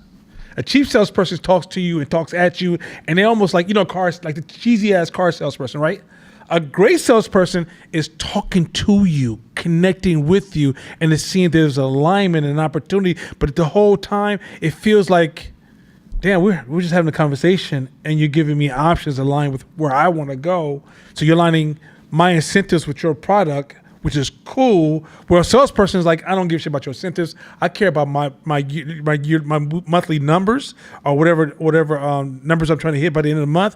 And so I'm going to sell you this idea and be performative and talk all this stuff, and they're disconnecting from you. And a lot of us try to become entrepreneurs, and that's matter of fact, that's the side of a hustler sits on. Hustlers are on the opposite of absence of pretense, where people who are really true entrepreneurs, that's why when you get around, like for example, I noticed this, like if I'm around my core circle, if I'm hanging out with, say if I'm hanging out with Mashama in court and we happen to be in public, it's like we got a different frequency tuned and we're having a different conversation. And somebody who's performative who come around, they would literally come in our circle, go wrong circle and just walk away because they're like, I don't know what you guys are talking about, because they need to be in that world where it's like we're just joining the fun and the trends of the conversation. They don't want to get on that level. They don't want to get real about stuff. And that level of realness is not weighted for us. It's maturity for us. That's what our retreat is like. The retreat is us existing in the absence of pretense. The whole week where we're just purely real, purely grounded. There's no matter of fact, we can smell performances. And even though we see it every day, we've learned to just go, okay. Remember a long time ago, Fern, you asked me, you said, what can I do? What should I be doing right now? And I said, get serious. That has a lot to do with it. Because when you're in that crowd of events, it is the number one charge to fall on the opposite side of absence of pretense. But those who run the events, for example, if you talk to the guys who run the NBA, they don't believe half that shit. They running that shit. Now the people who are getting paid from the NBA, they're having conversations within it because they're more performative within the system. But those who are behind the scenes, there's a need to be so grounded, because in order for you to navigate, you got to separate reality from. You got to separate objective reality from subjective reality. You got to know how to navigate subjective reality to have objective outcomes. But once you get distorted any of those places, it's almost like you're not creating the game, you're just playing the game. It's a big difference. All right, let's get to my first slide. Let's jump into it. I got a lot to cover tonight. All right, so tonight, make sure those of you online, first of all, I want to thank those who have been donating to the class. We'll continue to grow this class for you guys. Also, if you're on YouTube, hit the like button. I want to see. We want to get a feel for, and if dislike too. If we just like, hey, I don't believe none of the shit y'all saying. Go and hit that dislike button. But we want to kind of get a feel for how we're being received, and then that will help us change our insights to get good feedback, so we can make sure that we're in alignment with the things you need. All right, next slide. Let's jump into it. So I'm going to move kind of quick. Sydney, do me a favor. Provide the notes from this class, the full notes. I'm going to send him the slide notes as well as the AI notes, because I'm going to give you guys insight on how to develop organization strategy. When I hear a lot of people throw the word strategy around all the time, and yet I don't see strategy practices. And if you don't have strategy practices, then you're just using it as a cute word that gives you a sense of control, but you don't actually have the control. So I'm going to actually give you something. This class is going to be something you can actually go back to your business and audit your corporate culture, or your business culture, or even your household culture, and say, is this designed for strategy? And I promise you, I'm gonna hit some sore spaces. I'm gonna have areas where you're gonna say, damn, I didn't think about this. But here's something that you can actually go back over this lesson and go through this. And if you don't have these areas in place, then you've been grunting through the process as opposed to developing rich strategy, which enhances the way you move, navigate, and get things done. So first thing is first, this key concept, you have to understand this concept for us to really move forward. Problems, the way you think about problems and the way you think about solutions are not the same thing. You ever heard somebody say, well, let's take something like social justice. They say, black people were denied this. So the way we're going to create a solution is we're going to give them this. right? The problem with that is that what created the problem is not often always linked to what creates the solution, right? So let me give you an example. Problems. Let's look at what is a problem. Problem, let's say you have something happened in your life where you had a problem, business problem, whatever kind of problem. Problem is considered hindsight. It's the past. It's already happened, right? Whatever problem you experience, it's already happened. So problem comes with a degree of certainty. You know what happened. Sometimes you can have a bias, but you can look into the facts. You can research it to death because it happened already, right? Here's a challenge with problems versus solutions. When you shift from problems to solutions, here's the big problem. There's no certainty. There's no guarantee. There is randomness. There is probability, meaning that the future that you're trying to solve is not a possible recipe. It sits in this abstract space. Okay, let me help you out. Have you ever seen somebody who's a historian who can tell you what happened in the past, and you ask the historian what can happen in the future, and they take that same mindset and copy it forward and say, well, yeah, because this happened in the past, this is going to happen in the future. That's not how it works, people. The past happened, but to move something forward has a whole new set of challenges that are uncertain, that are impacted by random stuff that can happen. So let's say a group of people who were oppressed. Let's just say tomorrow, everybody in this class was black leaders, and we led the black community to freedom. Who's to say the next generation will maintain it? The problem is clear. The solution is not so clear. And why that's important is because when you work towards solutions, you got to realize you're working towards hypothesis, not actual guaranteed truths. That's why recipes don't work, because there's so much randomness in solutions. So it's easy for you to think because you understand the problem, you understand the solution. That's two different forms of thinking.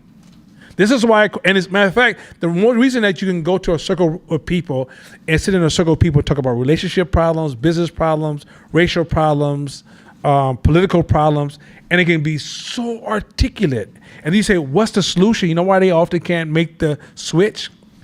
Because the human brain hates uncertainty. And you can't predict the future because the future is random. There's too many variations of things happening.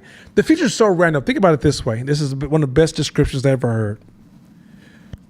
As you make one decision, there's billions of people you can't see who are making decisions that you don't know about. So even though you intend on going from A to B, there's random decisions that can interrupt that process. So the solution the problem is a straight linear line. I see the problem, line. Solution is so much more complex. I'm not saying identifying the problem has its own complexities. Ask any lawyer, right? It has its own complexities.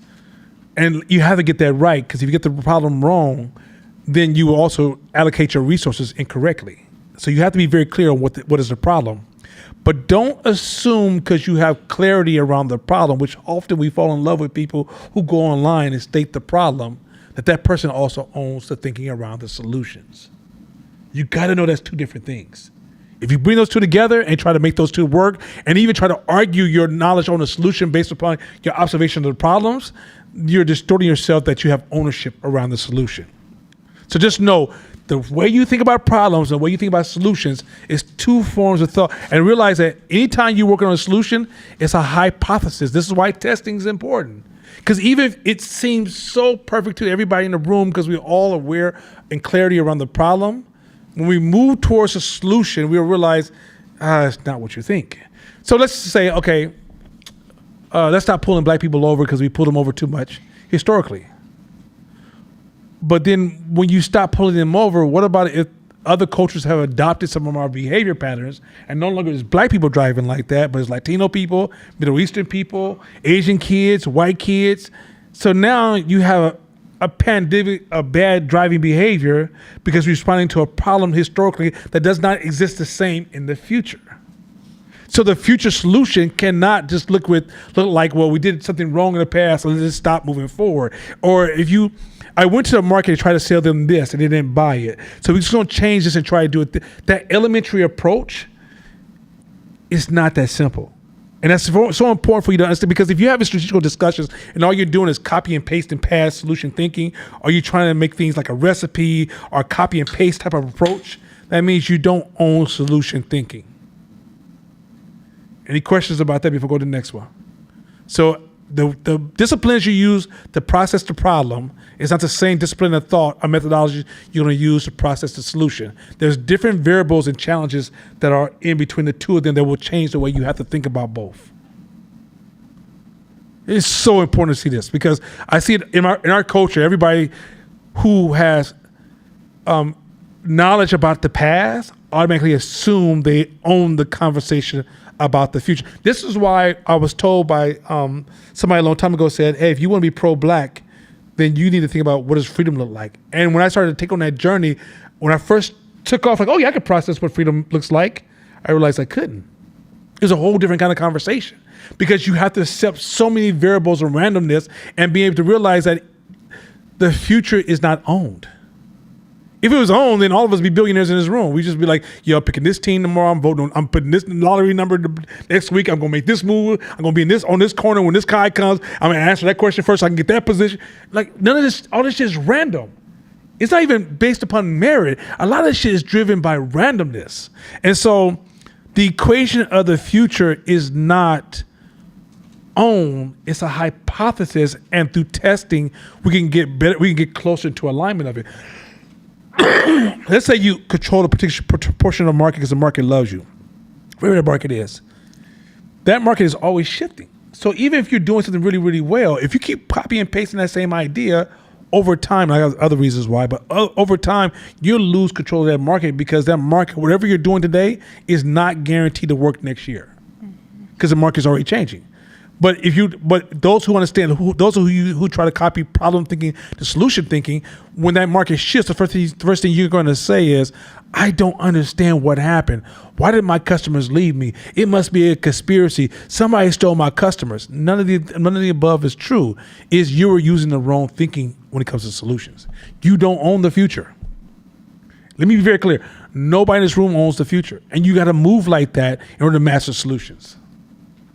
You can plan for the future, you can hope for the future, you can invest in the future, you get returns on the future. But even in the market, people tell you, if I showed you the last 50 years of the stock market, it doesn't guarantee the next 50 years will be a copy and paste of that.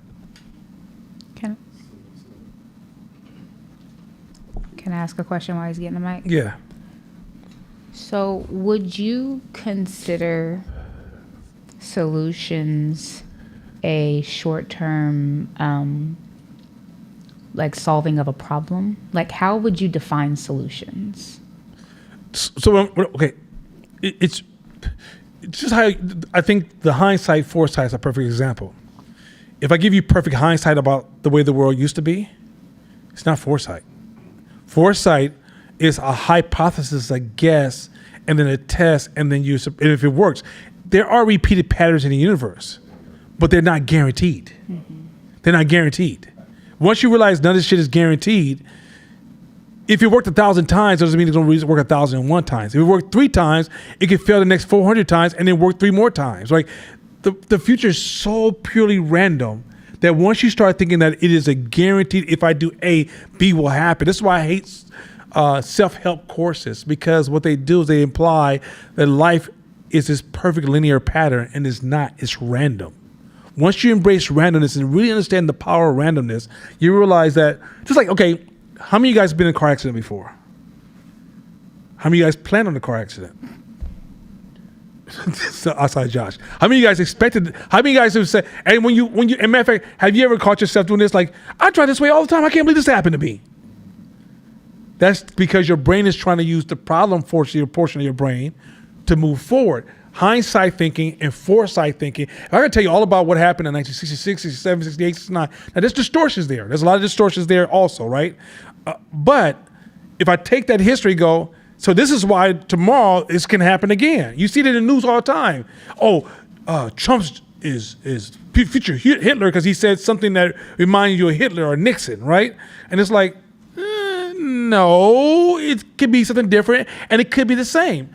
I don't know it. You just can't just use that. That's not enough evidence to say because I did something similar to something that happened in the past, I'm going to have the same outcome or the same intent or the same, because there's so many variables that are impacting. Okay, for example, here's another example. I'll give you another example. If I tell you we have a problem with Oakland schools and somebody in this room articulated the why, and all of us said, that's it. Let's go spend some money on that. We flawed. You said, well, what do you mean it's flawed? Every problem that happens with any system or any person, anything complex, has multiple causations. Multiple causations. It's comfortable to rest on a single causation, but we're always dealing with multiple causations. So now take that thinking and go, the next problem that comes, the next solution that we're working on, what are all the possible interactions that could change the outcome? What if it rains that day? What if you get in a car accident? What if this? What if that? What if the government changes? What if this? What if I declare war? What is it? Terrorists? What the fuck? So you got to move like winter's coming because the future's not guaranteed. But some of us get this comfortable zone like, well, I did these things right, so I think this, I got my college degree, and usually when you get your college degree, this is going to, no, you're trying to use hindsight thinking in a foresight arena. They're different.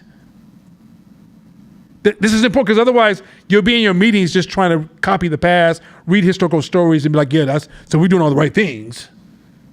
There's no such thing. That's this. If you don't get this point here, all the shit I'm about to teach you, you'll be like, what the fuck? It doesn't matter. Next slide. Now, this is, go ahead. Go ahead, Jasadi. I just had a quick question. So why then do we study the past? Because you're looking for common patterns, but the patterns are not a guaranteed outcome. So you're trying to see some patterns of life so you can perform better hypotheses, not guaranteed answers. This whole game, if you realize how much you don't know, you realize all we're doing is making hypotheses and getting through 75 to 90 years of life, and that's it. And next generation's gonna do the same shit. Like none of us, when somebody like, I own the truth, I'm like, I'm not sure if you know what the fuck that is. Hey, just on that point, I have a friend who had a son who's like a prodigy, but all he played was video games. This is like 10 years ago, and he got so good at Street Fighter that like online he was like the top 4 or 5 player in the nation, in the world Street Fighter. And so the dad was like, get the fuck off this game. He's like, I can make money doing this. And he's like, fuck no, you can't make no money doing this. And he would not like buy his son an extra setup. And then he later realized, because another friend of our son was a streamer and played video games, and people just watched him play video games. He was like making 30, 40,000 a month. He was like, I messed up because historically, I didn't think that was possible. You guys see that now? How foresight and hindsight Yeah. are literally 2 different ways of thinking. And doesn't mean that your historical analysis is incorrect.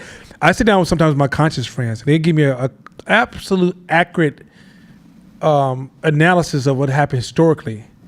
It doesn't mean that method moves the same way forward, because there's so many variables that allow that to work in that case. And if all those variables are not the same, then that chances of that same outcome is already compromised. You guys get that? This is so important.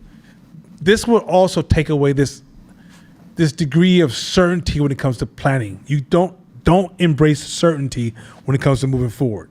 When it comes to moving forward, embrace uncertainty. Just know this. When you're working on strategy, you must embrace uncertainty. I don't know, anybody mama used to say this to you? Where there's a will, there's a way. You ever heard somebody say that to you? I don't think we understand what they were saying to us.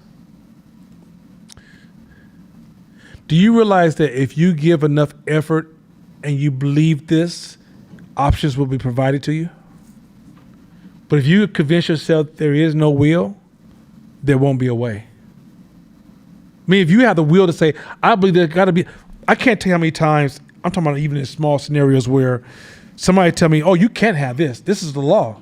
And I'd be like, Nah, I don't believe that. I'm gonna figure a way, and I'll find something. Time and time. Most of us are stuck because we don't believe this anymore. We think we don't. The most dangerous thing in the world is lose your effort. The most dangerous thing in the world is lose your effort. It's when you stop believing if I try hard, I will get a return. When you start thinking that all you know is all there is. Where there is a will, bring this back in your brain. When you find yourself stuck, ask yourself, are you giving maximum will to this challenge? Or are you in a situation where you kind of got to the point that you got, going back to what Court was saying, comfortable with the choices? Those of you who lack optionality, it's because you lack will. If you drive with a wheel, Court can tell you this, anybody can tell you, you could be stuck, but if you say, I want to get out of this space, and you wake up every day and you walk out your house with a wheel to change it, you know it will change. Because where there's a will, you will see optionality. If you have no will, optionality doesn't even exist. Where there is a will, there will be a way. This is so important because a lot of times when you're working on strategy, a lot of times people will call strategy meetings because they run against a wall, run up to a wall. And often they don't realize what's being compromised the most is not the wall in front of them, not the challenge in front of them, the lack of will to figure out what other options you have. Let the IRS call you tomorrow and freeze your bank account. That's happened to me before. IRS came and closed my bank account down and said, oh, you fuck your rents. Fuck your fees, fuck your employees, fuck everything. And my brain said, where there's a will, there's a way. And I got out of it. And regardless of whether you pay the fee or not, where there's a will, there is a way. When I call companies and there's been idols of mine that technology where devices are broken, and I read the instructions on the website, where there's a will, there's a way. I lived most of my life. The reason I didn't have credit the first 10 years of my business, I lived by this principle. That was my credit principle. If there's a will, there's a way. And what you'll find, okay, for example, let's say you get into an industry, they tell you you have to do this, have this equipment, this equipment to get started in this industry. Where there's a will, there's a way. And you can figure out ways to develop the minimum viable product or the minimum viable process to actually get to a point where you're participating and gain momentum to be in the industry. But once you buy into the idea that the way is already signed and sealed, the problem is not the way, it's your will. Your parents been saying this shit to us for years. This is actually instructions on how to get out of oppression. Black people are oppressed as a culture. And it's so cold. Well, this book, When Crack is King, is cold. But what you describe, like in the 60s, 70s, 80s, 90s, and today, there's a large portion of our community still suffering from poverty. Reason a lot of them will never get out of poverty because they don't believe that the will will get them out. They believe there's no way. And then they become hopeless. And when you're hopeless, you're self-destructive. Where there's a will, there's a way. Next slide. Okay, another principle before we jump into this. Any movement, any idea, any thought or concept, any idea, any movement, or any methodology that is deemed infallible, don't fuck with it. Okay.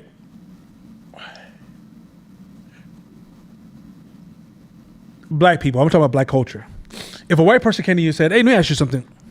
Why do black people, and you get offended, like if they can't ask you, can't question your beliefs, your ideas, you're flawed. Your ideas are flawed. Because in order for an idea to reach a rich, robust position, it needs human interaction and engagement and being challenged. Any belief that you have that you consider infallible, don't trust it. Didn't Paul say challenge, test from Christians? Any idea, social justice. If you were to challenge, like going back to course example earlier, if he was to say, well, is that true? Let's say somebody, once again, young man gets shot by a police officer, and he goes, how do you know the police officer? You don't need to know. Don't trust it. That's a basic rule. If you want to save yourself time from following dumbass movements, If it cannot be questioned, don't fuck with it. That's a basic rule. I know every idea that you have. If somebody goes, I have no this principle. Scientists stopped doing this. Scientists started using the term, the law of this, law of that, because it was suggesting that these ideas were infallible. All ideas. We don't know enough as human beings. We don't live long enough as human beings. We don't see enough as human beings. We can't consume enough knowledge as human beings to even entertain the language and ideas of infallible. This should also, like, for example, me and this brother was debating Christianity today, and I was debating and laughing so hard. I mean, so hard. And he goes, I go, look, man, I'm not even mad. I'm just playing around to play with the way that we're using our thoughts and the way we analyze stuff. But I can't possibly be mad at you behind a debate like this because I'm fallible. I don't know everything, right? You're even more fallible, but you can accept it. Yeah. Oh, okay. Good. Sure. So the reality is that once you accept that most of these social justice movements were infallible. They weren't. You can't discuss them. If I go to you and say, "Well, how do you know as a woman you were oppressed? As a gay person, how do you know that you were this? Who are you?" Researchers said, what does that mean? Anybody knows anything about science? That's not conclusive. Why is that important? Because in order to increase your output of successful decision making, and to be able to audit your assumptions, it is dangerous to play in this infallible area. The more you move in a fallible area, it makes you more humble. It keeps you more curious. It allows you to listen better. It allows you to learn faster. Once you start saying, I know, it's almost akin to your ego. Go ahead, Josh. I'm going to test you, Nana. Can't turn a hoe into a housewife. Is that infallible? Okay, next slide. next slide. I'm not doing that one. Next slide. Oh, I am not. I am not. Pass. Okay. So, okay. Wow. So,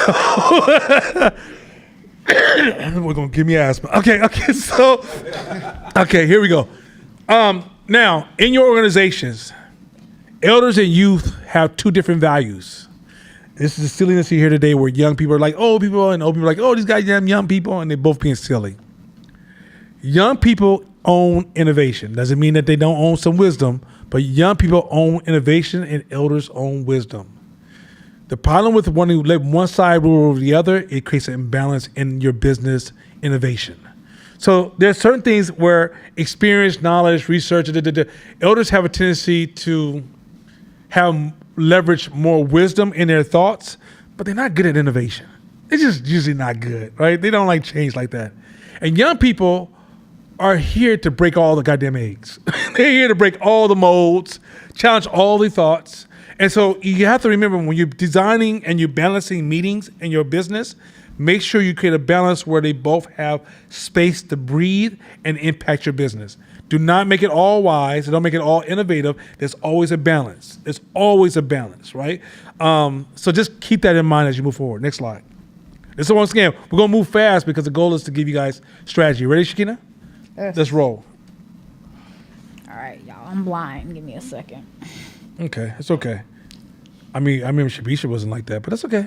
I just want to say that all day. I just want to get one of those in there. Now, shout out to Shabisha. I hope you like it in that old plastic. Oh, can't do that because if somebody sues in LA, whatever. Let's keep it going. We miss you, Shabisha, but Shakira's doing a good job. I'm gonna bring my readers next week. Yeah. All right. Okay, go ahead. Auditing one's organization's strategic health. Establish a guiding purpose. Clarify the vision. Develop a clear and inspiring North Star that keeps everyone aligned despite ongoing change. This purpose should guide decisions and priorities at all levels, even if the details of execution evolve. Okay, so let me explain this to you guys. Work on your business culture before strategy. Strategy does not work if you don't have business culture. Because if you don't have business culture, then people can lean towards their own cultural beliefs. So your cultural beliefs protect short-term and long-term thinking, short-term, long-term strategy, so short-term, long-term business. And that culture is, we at 510 Media do things this way. This is why we see the world. This is why we hear. This is how we show up. If that culture is not strong, then you may have imposters in your meeting that are friends, meaning that they're part of the group, but they're bringing outside ideas that can actually corrupt your strategical thinking. So before you even start the process, why are we here? What do we stand for? What do we believe in? If that's not clear, then you're not giving them parameters on how to think to participate in driving the company forward. So they might, for example, somebody may have a engineer.com mindset. Somebody might have a nonprofit mindset. Somebody might have a social justice mindset. Somebody might have a street mindset. And if they don't all come into this one culture, then that diversity works against you. It starts to pull the company apart. But if the culture's strong, they bring those different backgrounds and bring those different experiences to enrich the culture. You guys get that? So your guiding purpose has to be well established in order for strategic meetings and get-togethers and discussions in your group, or even if you work with somebody strategically. Let's say you hire a consultant and they haven't bought into your culture. Anybody ever work with a consultant that doesn't buy into your culture? It's a nightmare. They give you these suggestions, you think that ain't got shit to do with us. Or get matter of fact, find a white person who worked for Google, and let's say you're building some software in the hood, and watch the advice they give you. Go, you don't see us, do you? Because they don't. No, they can't see. It's not offensive. It's not bad or good or bad. They're in a different culture. When we hired our designer for our office, you could tell she was used to designing for Google and them. So she's like, "Oh, it's just $80,000 for this and $40,000." Like, have a seat, right? You don't know how we roll. And then she tried to do the thing like, well, if you don't have the money type of tone, right? That works in that culture. Why is that? Because their time and the speed they're moving, they don't have time to even think about that. And the kind of money they got to play with, if they were to tell their superiors or their board, yeah, I sat with the designer and went over this stuff for a few hours and I worked on this for the last 2 weeks, the board would look at that person and say, we got to burn through $50 million in the next 6 months. What the fuck you doing? Right? That's a different rhythm. You will find that, or when people adopt .com culture in a modern day black restaurant in East Oakland. This is what they do in Silicon Valley. This is what I'm gonna do over here. That can happen when you're not clear on what is your purpose? Why are we here? What are we doing? What are we in this industry? So if you're not very clear on like painting that picture for your team, this is how we move here at 510 Media, this is how we move here at Core Smith, then what happens is that the people will innocently split the company when it comes to strategy. You guys get that? Okay, keep going. Side note. Sorry. One of the most common mistakes leaders make when leading a strategic meeting is not having a clear agenda or objectives. Without a focused plan, discussions can drift off topic and participants might leave without concrete outcomes or action items. So in addition to this, when you're having meetings with people, just know that when you call a meeting, make sure you have absolute clarity. Let me say why it's much more complex than you realize. Have you guys ever talked to somebody, you ask them what they plan on doing with their business, and you're not sure what the fuck they just said to you?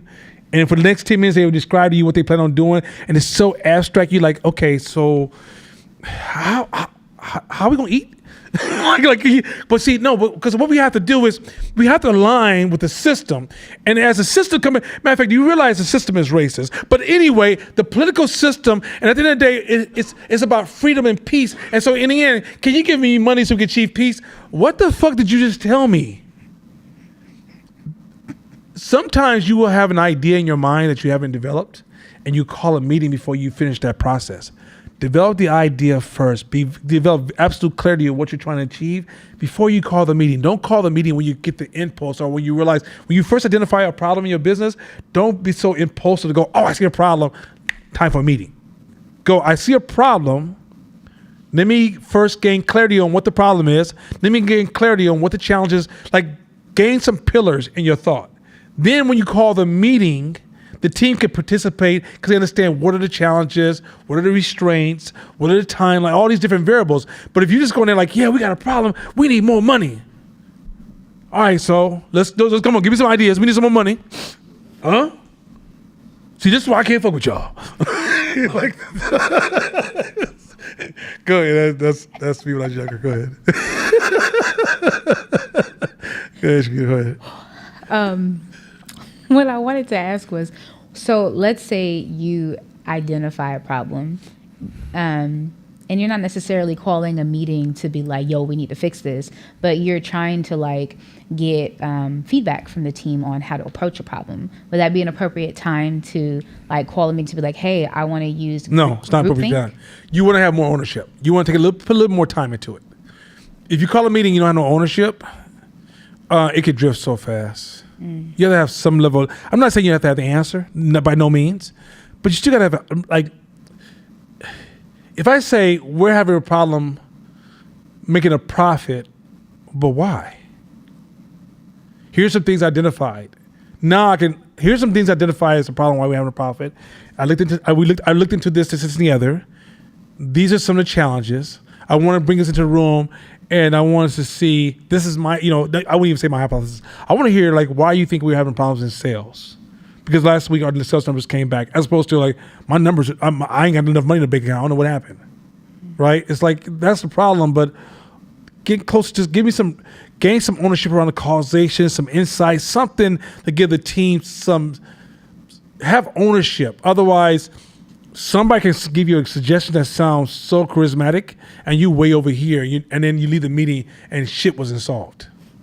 That happens all the time because of lack of ownership for the person saying, hey, we're here to solve this very clear problem, and I need your insights. Yes. Next slide. Now I'm getting to a couple of other things. These are some other things in meetings that will cause a meeting to go awry. Go ahead. Another frequent pitfall is allowing one or two voices to dominate the conversation. So that's dangerous as hell. Groups benefit from immersion, which means diverse people in the group or your team have different value to add. Even though sometimes it will seem valueless, everyone has value to add. But if one or two voices dominate everything, you don't realize you weaken the strategical functionality of your company. Keep going. This can stifle diverse perspectives and lead to discussions that don't reflect the whole team's insights or buy-in. Mm-hmm. Effective leaders ensure that everyone has a chance to contribute and feel heard. So let me give you another side of advice. As a leader, when you call a meeting, try not to give your advice first. Always give your advice last, because you'll create a bias in the group, and because the group your team unconsciously copies and pastes their behavior according to your behavior. So when you're a leader, if you speak your mind first, everybody's going to spend most of their time trying to validate your position. If you really want to hear what the group thinks, walk in the room and leave those as open-ended questions and don't try. Matter of fact, if somebody else can even ask a question and you don't, and you sit in the room and take notes, and then you close out the meeting, but do not open up the meeting, especially as a leader. Just know that it's dangerous as hell. Keep going.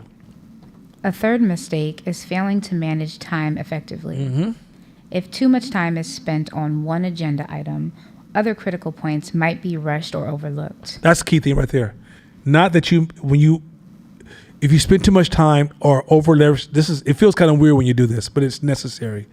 If you spend too much time on one subject, because everybody needs to go, other projects, other obligations, you're rushed to the other ones, and the other ones could be just as important. So you have to balance time for all the issues that you're bringing to the meeting. Also, don't bring too many issues to the meeting. Don't have a meeting where you got 30 things or 10 things you want to cover. 1, 2, 3, call it a day. Call another meeting later on. Let the next meeting pick up the next thing. But too many issues on the table will automatically, if you give one issue too much time, you will find yourself neglecting the value that you should be added to the other issues. Go ahead, Josh. To the thing you said on your last point, if one or two voices dominate a discussion, how does that work on a set when you're the photographer or director? If it has to be my vision and I'm trying to help people see that? The creative process so when you're engaged in a process, you bring in people together to help you develop the idea. Matter of fact, as a photographer, you should lead the discussion, not the ideas. Now, if the ideas start to, people don't have ownership, you have to do what you have to do, right? But the goal is, how do you get your team to enhance your thinking? If your limitation is your creativity, you suck. Because you could be hot for a minute, but at some point, like, you become like Spike Lee with like another one of his damn movies, right? Like, the way Spike Lee could have been greater than himself, which I'm sure he did in some of his later movies, it's about your collaboration with your team, and your team makes you greater than you are. The hero effect will destroy you. So in the end, extracting other people, even that person who's quiet in the room, like, let's say Shakina wasn't saying anything, like, Shakina, I know you haven't said anything. What are your thoughts? And sometimes when you ask that question, Shakina have so much to say, but the whole time she just wasn't comfortable stepping forward.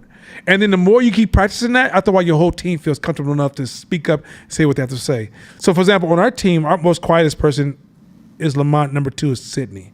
But Sydney and Lamont has no problem saying shit, because we want everybody's opinion at the table. It's not about me and Mashama, and Danielle. Because Danielle used to be the quiet person, but then Danielle now is very comfortable taking leadership. So the more you get your team where they all feel safe and comfortable enough to speak into it, the more robust your innovation and creativity will be. How do you balance that with somebody who might be trying to take over the boat for more selfish reasons? Okay, we'll get to that in a minute. We'll get to that in a minute. Keep going. So let's go. Keeping the discussion on track and on schedule ensures all necessary topics are addressed with adequate depth. Okay, good. Next pitfall. Another pitfall is not clearly defining next steps or accountability. A strategic meeting should end with a clear understanding of who is responsible for what action and timelines. Without this clarity, good ideas may never get implemented and accountability can falter. I can't begin to tell you, when you guys have a meeting with somebody, make sure the email is going out right after that with, this is what I expect from you and this is when it's supposed to be delivered. It's not micromanaging, but it's not that people are trying to gamify you. It's sometimes people don't gain clarity. Oh, you wanted me to do that? And you wanted it on Thursday? Or let's say they are gamifying you and Thursday could roll around. They'd be like, oh, I didn't know that was me. That's kind of your fault. Your fault was, make sure you have follow-up, like, hey, here's your deliverable. This is your expectation. This is what I expect from you. These are things we covered. These are things we addressed. Some people have press secretary brains that just, that's not what you said. That's what you said. That's what you said. I don't have time for that.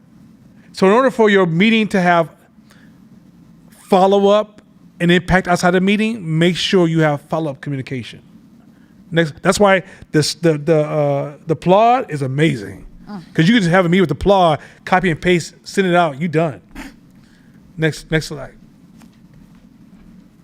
Finally, neglecting to follow up after the meeting is a frequent error. Mm-hmm. Without following up, the momentum and commitments made during the meeting can lose steam, and progress may stall. Effective leaders ensure there's a mechanism for tracking progress and holding everyone accountable to the agreed upon actions. So we had a meeting, I think it was 2 weeks ago, Sydney, and I was like, hey, I need to see dates and times.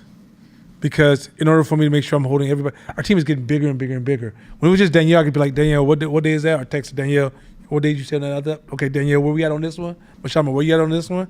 But as the team gets bigger and bigger, I need to be able to say, okay, we got all this, I see all this follow-up and what people are supposed to do. What's your dates and times? So if somebody was just, I don't know, become distracted, we can support them by saying, hey, when's this coming around? How you looking on that project on Monday? Oh shit, I forgot. That's cool, but we can't support you if dates and times are hidden. So all these little details that seem really like noisy sometimes are necessary for strategic get-togethers and meetings to actually have follow through and things actually work. Keep going. In summary, leaders can make strategic meetings more effective by having a clear agenda, encouraging balanced participation, managing time well, defining next steps, and ensuring through follow-up. Good. Next slide. Can I ask a question? Yeah, go ahead. So this year I had recently expanded my support team to have a VA and to have a coach. And one of the things that I struggle with as a business owner is I've learned to delegate now, but my follow-up game sucks. So I'll give like really clear instructions, expectations, who assign things to who, but I have really bad follow-up game until something is due.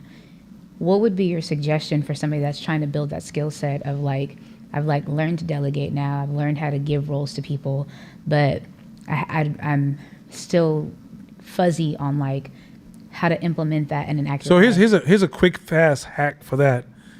Schedule check-ins. So check-in be like midweek, like, hey, listen, I just want to check in on Friday, see how it's going, see if you need any help, any support, anyway, or any resources you may need that I need to allocate towards you. Just do a check-in. So next Thursday, 5-minute check-in, call me, or just text, whatever. That's a way of following up to see if the person is how they're rolling, how they're flowing. You can ask certain questions in that check-in to see if they have ownership. Are they struggling with something, or you need to assign to somebody else? But check-ins do give you a chance to see how much ownership that person has. So there's ways you can do that as well. Okay, Hello? go ahead. Thank you. Hello, I got a comment on this. You know, in tech, there's a whole job that was created around specifically just doing that.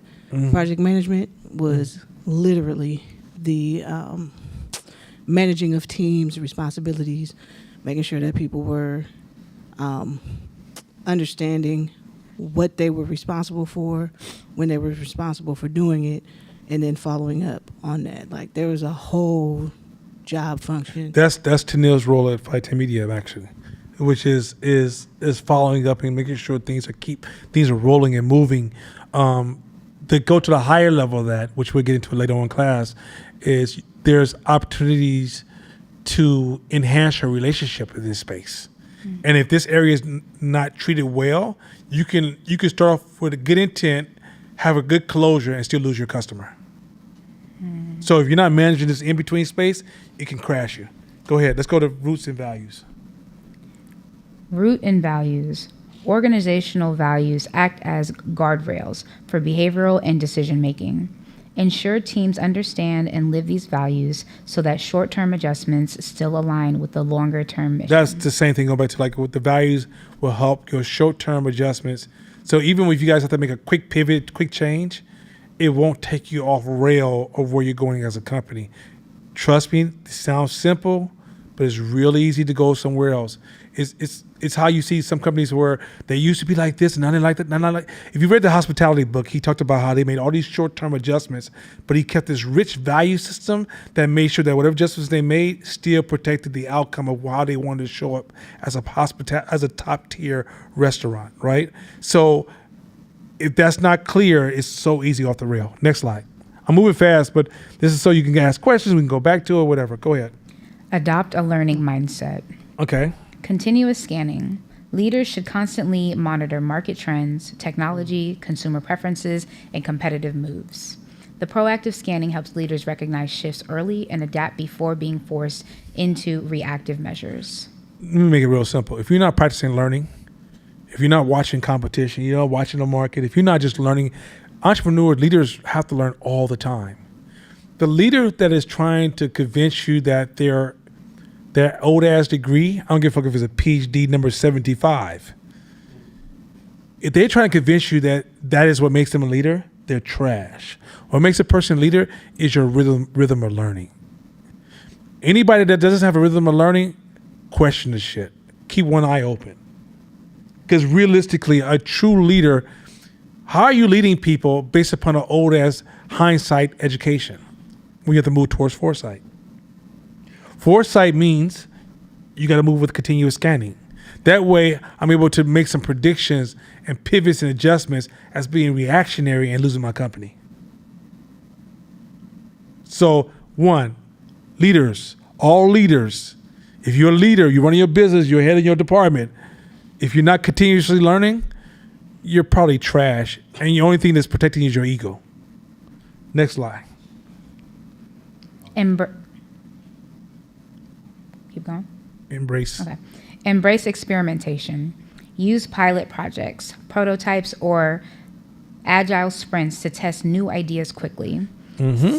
Small scale experiments enable your organization to learn fast and scale success, or pivot quickly if something doesn't work. So, new ideas come, like for example, you have young people or people on your team or even you come new ideas.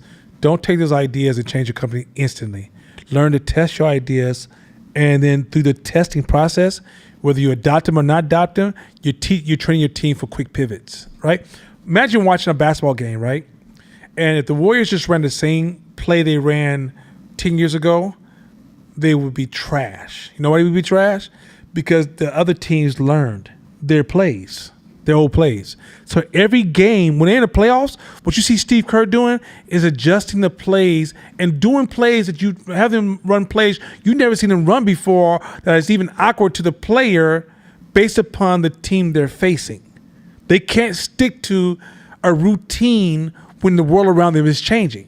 So if you're not always testing new ideas, developing access to new ideas, learning new ideas, then when things change, you're not prepared for new ideas. So when Fight Team Media switched from a creative firm to a strategical firm, we were testing these ideas on smaller scales, and when it was time to go robust, we weren't mature enough to say we completely owned it, but we were mature enough to be in the game.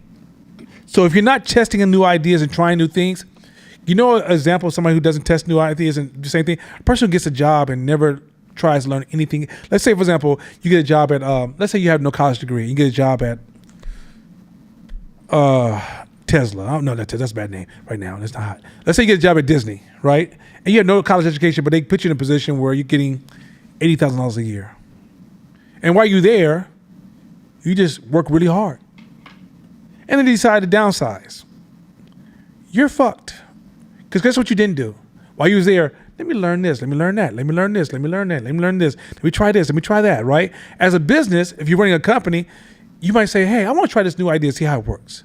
Okay, it didn't work. Try this idea, say your gym, right? You try different training sets or different routines or different concepts, right? And then as one catches momentum, let's say one doesn't catch momentum today, but then a big trend hits tomorrow, and you're like, hey, I know I did that one. We did that before. But if that new trend hits tomorrow, you never tested anything different, you're going to be out of business. So learn smart ways to test small. Even like, for example, we're building a new website, and Danielle came to me with our new website, and she's like, yo, well, you know, we're going to have to figure out how to test some of these new ideas and concepts. And I was like, no. Throw the website, I just say the thing with Sydney, throw the website up, then listen to the feedback, and then adjust. And then within the next 3 to 4 years, the website will mature to where we want it. But it's not going to be there at the beginning because there's no way to be perfect out the gate. But I believe in testing, learning, getting it perfectly aligned, and then exploiting the opportunities. And then while we're exploiting opportunities, we're still testing because as the trend shift, we're getting ready for the new shift that aligns with the new trend shift. You guys get where I'm going with this? So testing and learning is part of how we have to move in business. Last one. Reflect and iterate. Regularly pause to reflect on outcomes, debrief with teams, and integrate lessons learned into the strategy. Continuous improvements depend upon systematic feedback loops. So with your team, share strategy with the team. Share with them things you learned. Get the team to share things they learn. Reflect on your wins, your losses, what you could, what do you call it? They call that the postmortem, right? Reflect on everything, insights, right? It happens in all of our meetings, right? But I would add one more here. If your team is not learning together, I don't say they have to read everything together, but if you're not creating a learning environment in your business, then your team, you can't expect your team just to be a learning, growing team if you're not creating a learning environment, right? Our team exchanges information like in books and podcasts and insights and experiences like no other. But that also makes us, every touch point with my company has a consistent brand experience. Where let's just say me and Masham was having these deep dialogues, and then you talk to Danielle, you'd be like, what the fuck? You talk to Scott, you're like, oh my God, this dude here, I can't believe this shit.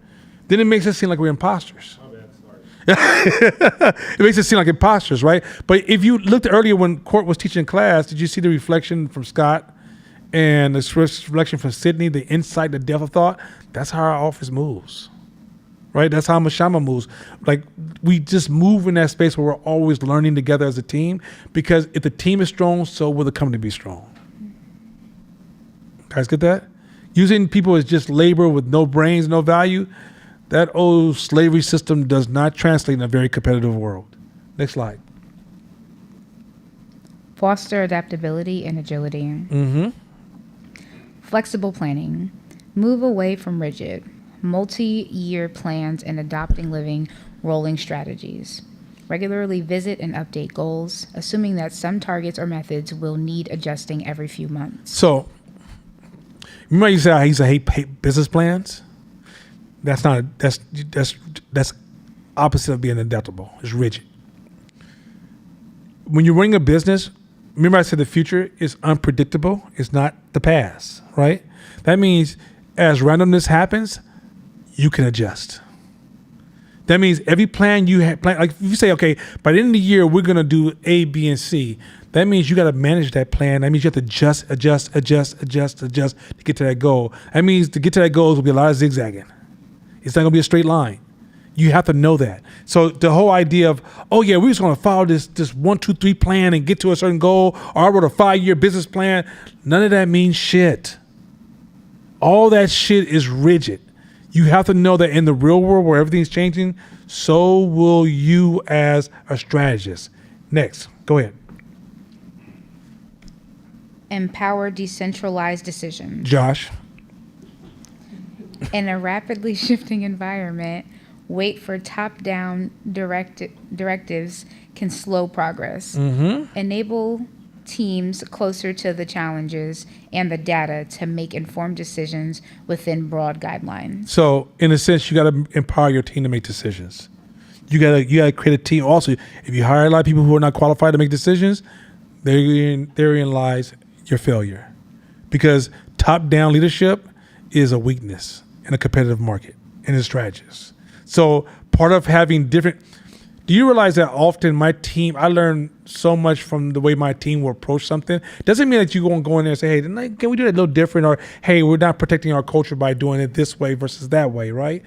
But by give your team power, they will also take on ownership. That ownership will take your company beyond your imagination.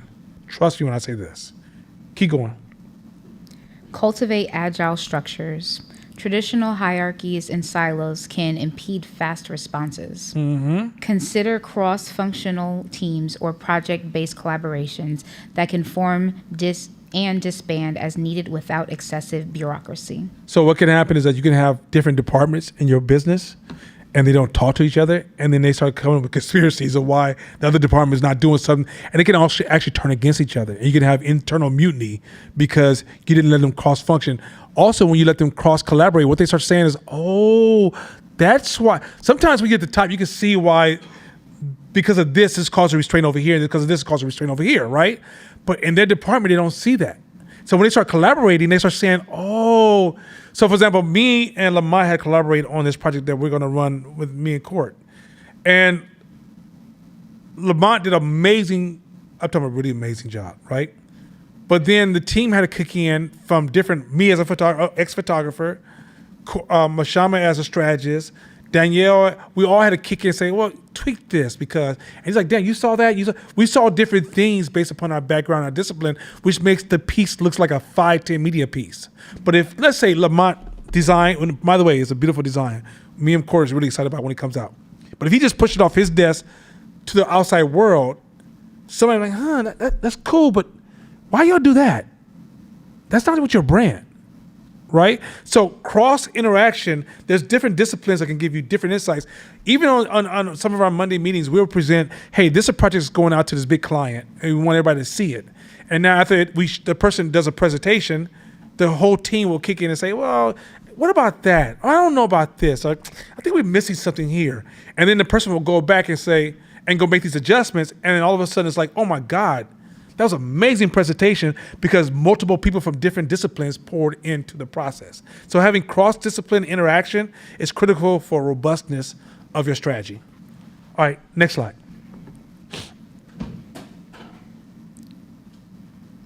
Encourage collaboration and communication. Mm-hmm.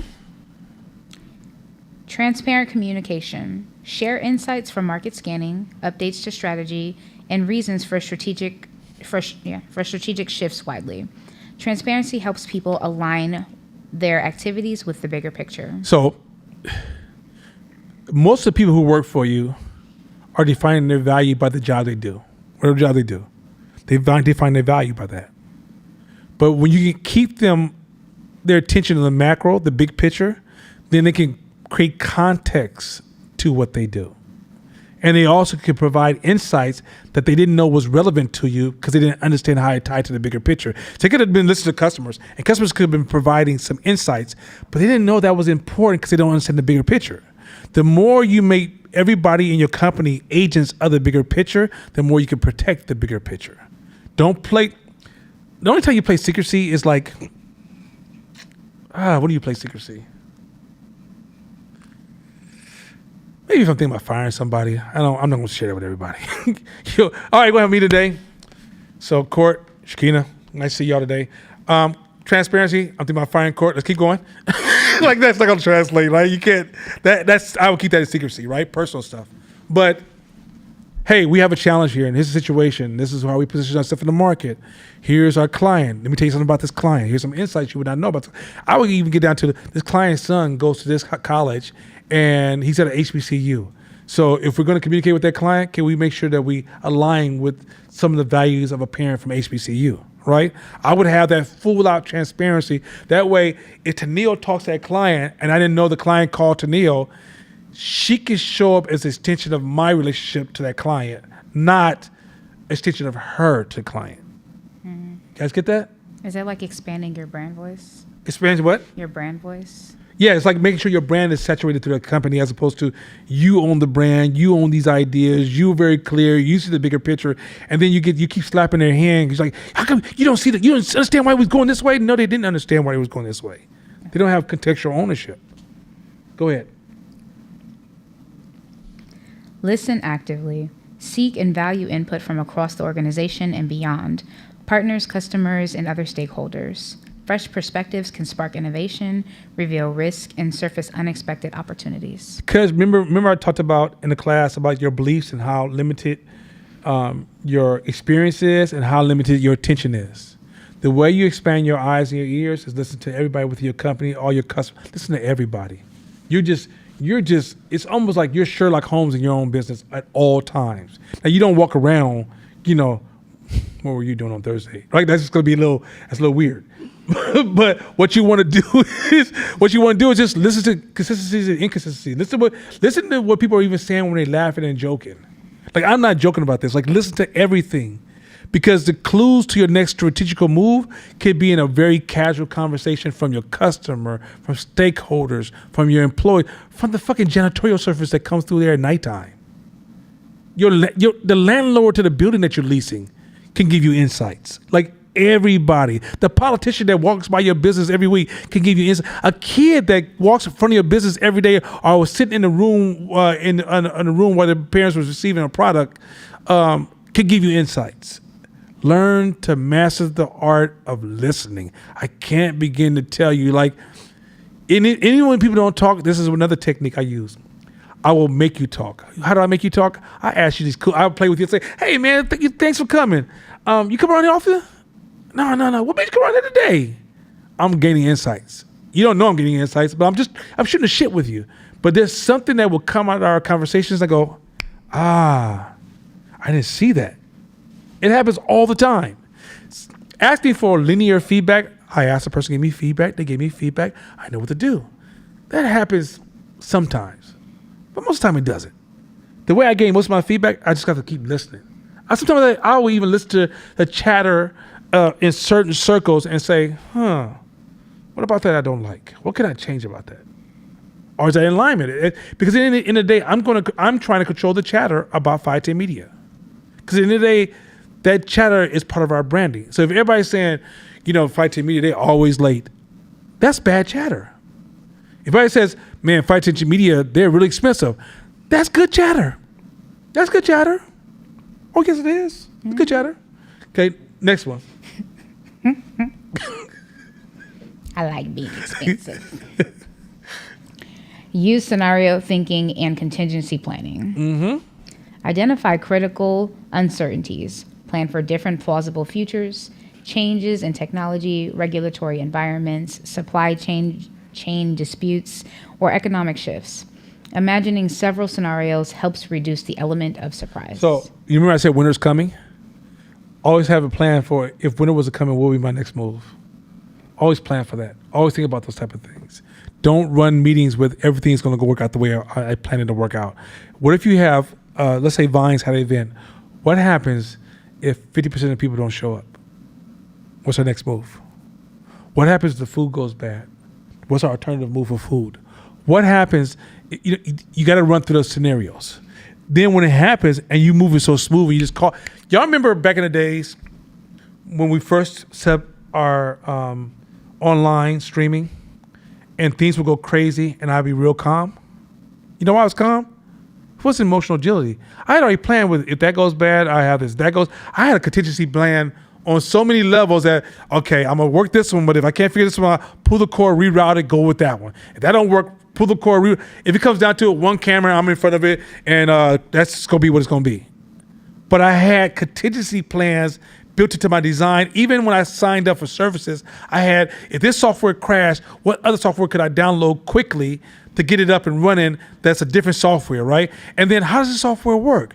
What I meant is that I was always prepared for things will happen, because when it does happen, I'm prepared to make those moves. And when those problems happen, the reason I was able to troubleshoot faster than Josh, because I had already owned, if the sound went out, what could cause the sound to have a problem? If the camera went out, what could cause the camera to have a problem? Me owning all the contingencies allows me to be a cool head, navigate through it like it's just part of the everyday routine, and come out winning on the opposite side. I do that in every part of my life. Every part of my life, I'm managing contingencies. Keep going. Create optionality. Develop Plan B or modular strategies that can be reconfigured as events unfold. Having multiple strategic options ready mitigates risk and speeds response times when the unexpected occurs. So, we talk optionality in this. Everybody remembers optionality in this class. You have to learn to think in optionality. Don't use optionality with it. If somebody says, "Yeah, this is a problem," like try to go binary on you go, "Here's a problem, so this is the solution." Your brain goes, "No, there's always multiple solutions." If your brain doesn't do that, then you don't know how to think in optionality. So if somebody tells you it's only one solution, you go, "For you, not for me." There's always multiple options. Go ahead. Prepare for pivots. Regularly assess early indicators that might trigger a shift. For instance, an emerging competitor, new regulations, or changes in consumer sentiment could warrant accelerating or changing direction. So pay attention to culture around your culture. Do not ever get so head down, working, and raise your head up and realize, oh shit, culture changed. Like when Trump announced tariffs, did you start adjusting, or did you start adjusting when the prices went up? When the world announced COVID, did you have a contingency plan, or did you just become reactionary and lose your business? You see the difference? That's what we're talking about. Like, you have to think about these things for real.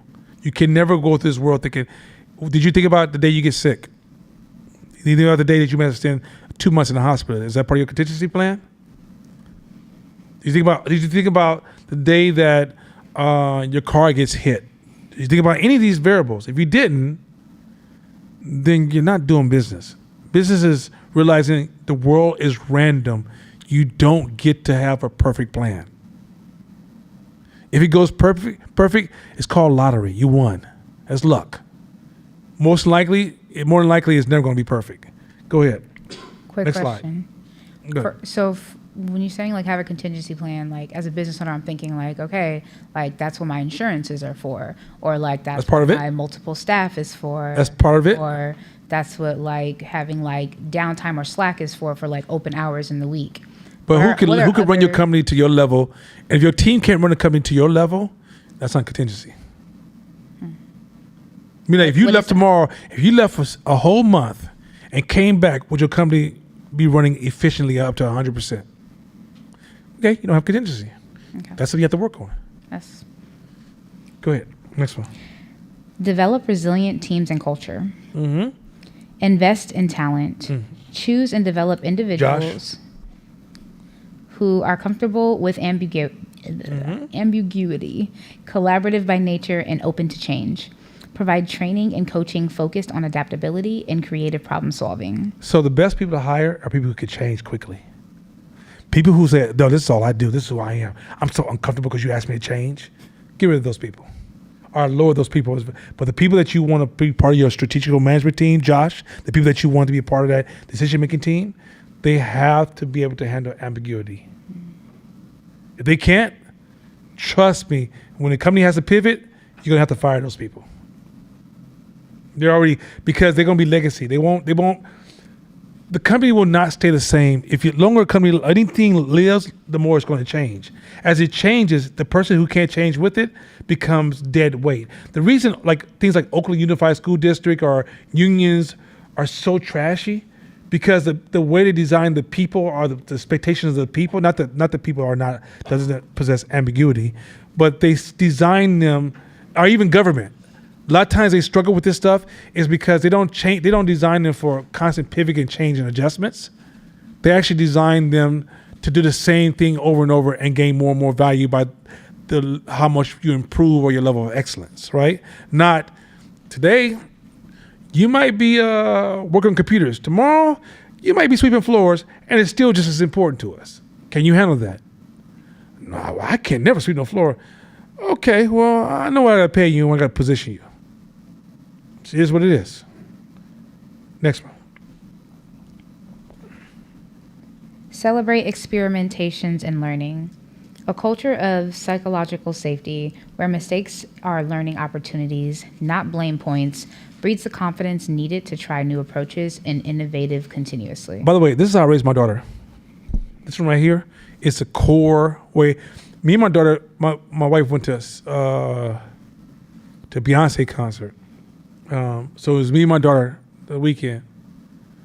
And me and my daughter, our relationship is so smooth. And it's because when she makes mistakes, they're learning opportunities for me. I use them as teaching moments.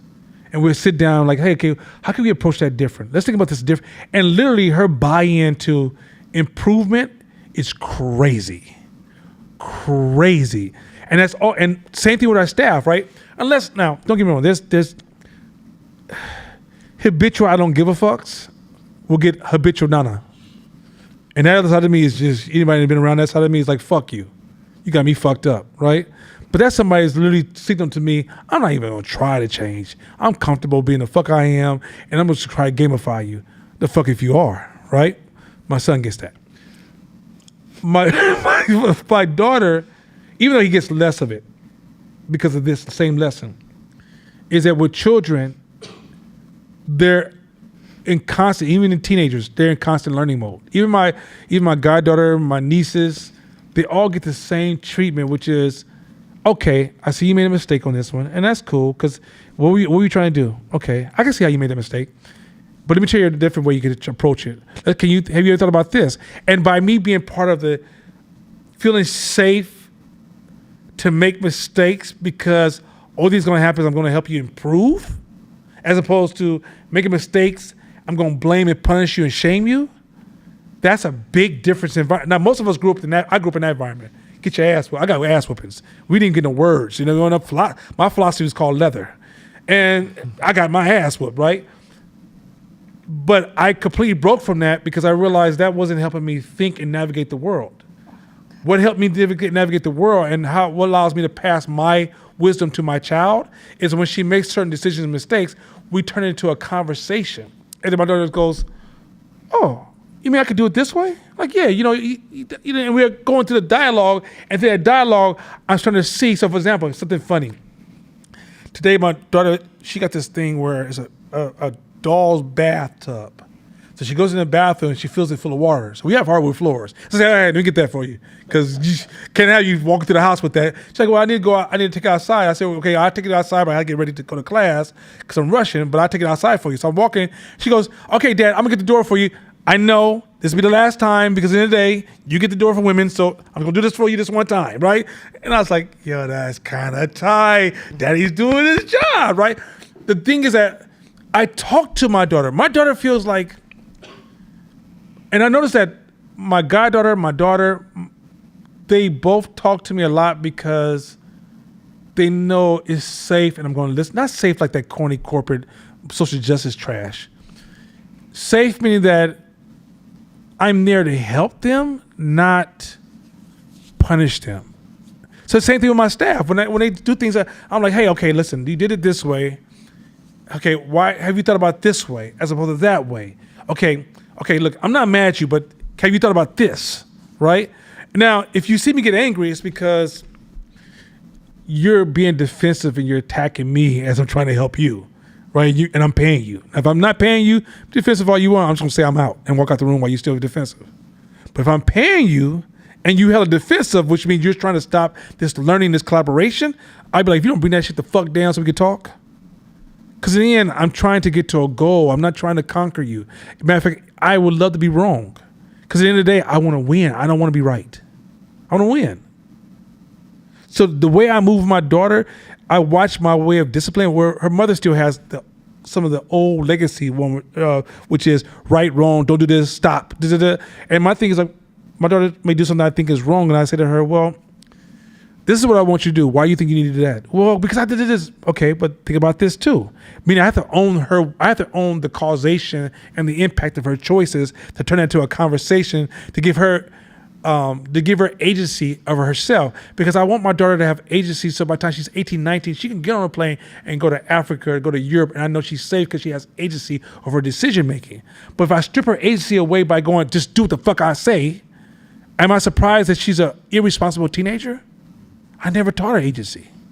So this is how you teach your employees the same thing, agency, by engaging them a certain kind of way where they feel comfortable enough to make decisions, to think their own stuff, to do research, to go. I can't tell you how many times Sydney's said, hey, I worked on this, what do you think? I'm like, yo, that's fucking tight, bruh. I didn't even know he's working on it. But what if I was in an environment that was rigid and he's like, I'm not gonna work on it unless he says something, otherwise I'm just gonna go home, fuck this place. Some of this controlling attitude, that's what you create. You create a place where it's them against the company as opposed to, yo, here's a place for me to play and create and be a part of something that's bigger than myself. You guys get where I'm going with this? All right, next one. No, same slide. Next one, yeah. Go ahead. Model adaptability. Leaders themselves should demonstrate flexibility, showing that change is normal and expected. Walk the talk by being open to shifts in your own thinking or approach. So my staff always says to me, no, you hella change.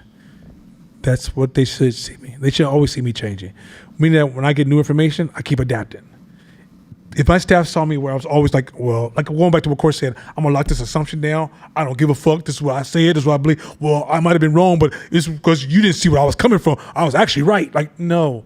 I'm always willing to say, damn, I didn't see that. Or, you used to think this way. Yeah, until I learned that way. And I'll hold on to this until I learn that way. I mean, let me make it even easier. If your self-worth is always on trial, you can't do that one. If your self-worth is on trial, you're too busy trying to make yourself look good, right? Going back to absence of pretense. If you live in a place, the opposite of absence of pretense, you cannot maintain adaptability. And that means you're smothering your company's adaptability and innovation. Because if you're a real person, you're always adjusting. But if you don't have emotional agility, you can't even, this area, you can't touch that one. That's not even accessible to you. You got to show that you're so flexible to change in the betterment of a higher learning or in a way that moves the company better forward. If you're showing that you're adaptable, then you'll see a whole different company arise from that. But if you're the kind of person that's kind of how to protect your right, protect how people value, protect what you think you said, to protect how people see you, protect your arguments, protect your fairness, as you protect all that shit, you're destroying your company. That's just real. Next slide. I'm trying to get through all these we're almost going in class on time, and whatever we don't finish, I'm just gonna post them. Go ahead. Balance efficiency with exploration. Mm-hmm. Maintain optional excellence. Operational excellence. Operational excellence while exploring new directions. Don't neglect the core business. Stable processes and efficient execution support experimentations by generating resources and credibility for new initiatives. So don't become so creative that you're no longer a business. Don't become a nonprofit in a for-profit world. Don't become like, well, I'm working on this idea and it's so creative. Yeah, but we still got to maintain business excellence. So whatever we do in our creativity, we got to protect that also. You got to protect both. Protect creativity and innovation while protecting excellence and efficiency. Keep going, next one. Allocate resources to innovation. Dedicate time, budget, and talent to explore emerging opportunities. This signals to organizations that innovation is a priority, not an afterthought or optional So extra. a lot of times when people talk about, oh, we believe in innovation, what are you spending any money on innovation? Are you letting employees work on innovation? You know, Google had this thing where you can work on, I think, innovation 15 minutes or 30 minutes a day or 50 minutes, some amount of time a day, right? They were investing your labor time, they're paying you per hour, they're investing money in innovation. You got to signal to your team that innovation is part of the culture. And if you don't spend no money on innovation, you don't invest in innovation, if you come down to it's all about the bottom line, then in the day you can talk all the innovation you want and you don't have any innovation. Next slide. Sustain momentum and focus. Now this next one is the biggest one. Go ahead. Regular check-ins. Keep the strategic conversation alive through frequent meetings, reviews, or sprint retrospectives. Adjust as necessary, reinforcing progress on shared goals. This is the biggest one.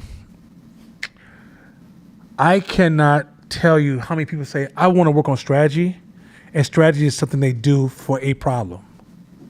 Strategy is a way that you talk. It's a lifestyle. You got to keep, strategy is a routine of checking in, talking, working on everything. You don't work on, let me tell you how people's brains are working. Oh, I have a problem. I need to do some, Nana, you got some time for some strategy work? And then I don't hear from another 6 months. I said, well, how's your strategy work going? Well, no, things been cool. Y'all see the gap? Fuck you mean it's been cool? When things are cool, that means you're supposed to be working on your strategy the most. So it's almost like,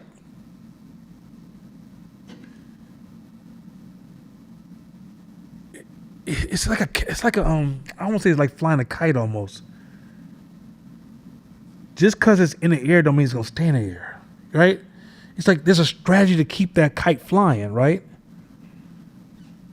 Strategy is not something you use to solve a problem. Strategy is a lifestyle it's the way the business moves, the way you move. It's the way you talk, the way you think. It's the conversations you have. It's like strategy is the way you, if you're not allocating time as a habit, a routine, a practice in around strategy, you're not a strategist. It's that simple. Don't think strategy is something, when I sit down and pull out my tools and I'm working on my ideas, I got these philosophical, it doesn't work that way. Even if you solve a problem, the battle's never over. As long as you have a business, you need to be a strategist. Once you stop being a strategist, you're putting your business at risk. You're assuming because because there's no clouds and everything is sailing smooth, there's no storms ahead. So because there's no storms ahead, you're not even reinforcing your ship for the next storm. So the storm starts to feel like it's no longer a storm to you because you designed your ship so well. But instead, you're constantly talking about, oh my God, what the fuck you mean, oh my God? What's the strategy that was happening? Hype cycle's hitting, right? You go through a hype cycle. Let's say you've been in business for 5 years and you hit a hype cycle and it takes off. You hit a trend, you're making money. Some of you guys will ride the trend like the trend is just a thing. The trend don't mean shit. If that time is not strategy time for, okay, we hit a trend, right? Now we hit this trend, what shifts and changes should we be investing in and preparing ourselves for either reaching the next level or the next trend, which is next levels of millions of dollars, or to make sure if we get another job like this, we can improve our relationship to these type of jobs so we can own this level so this becomes our new foundation.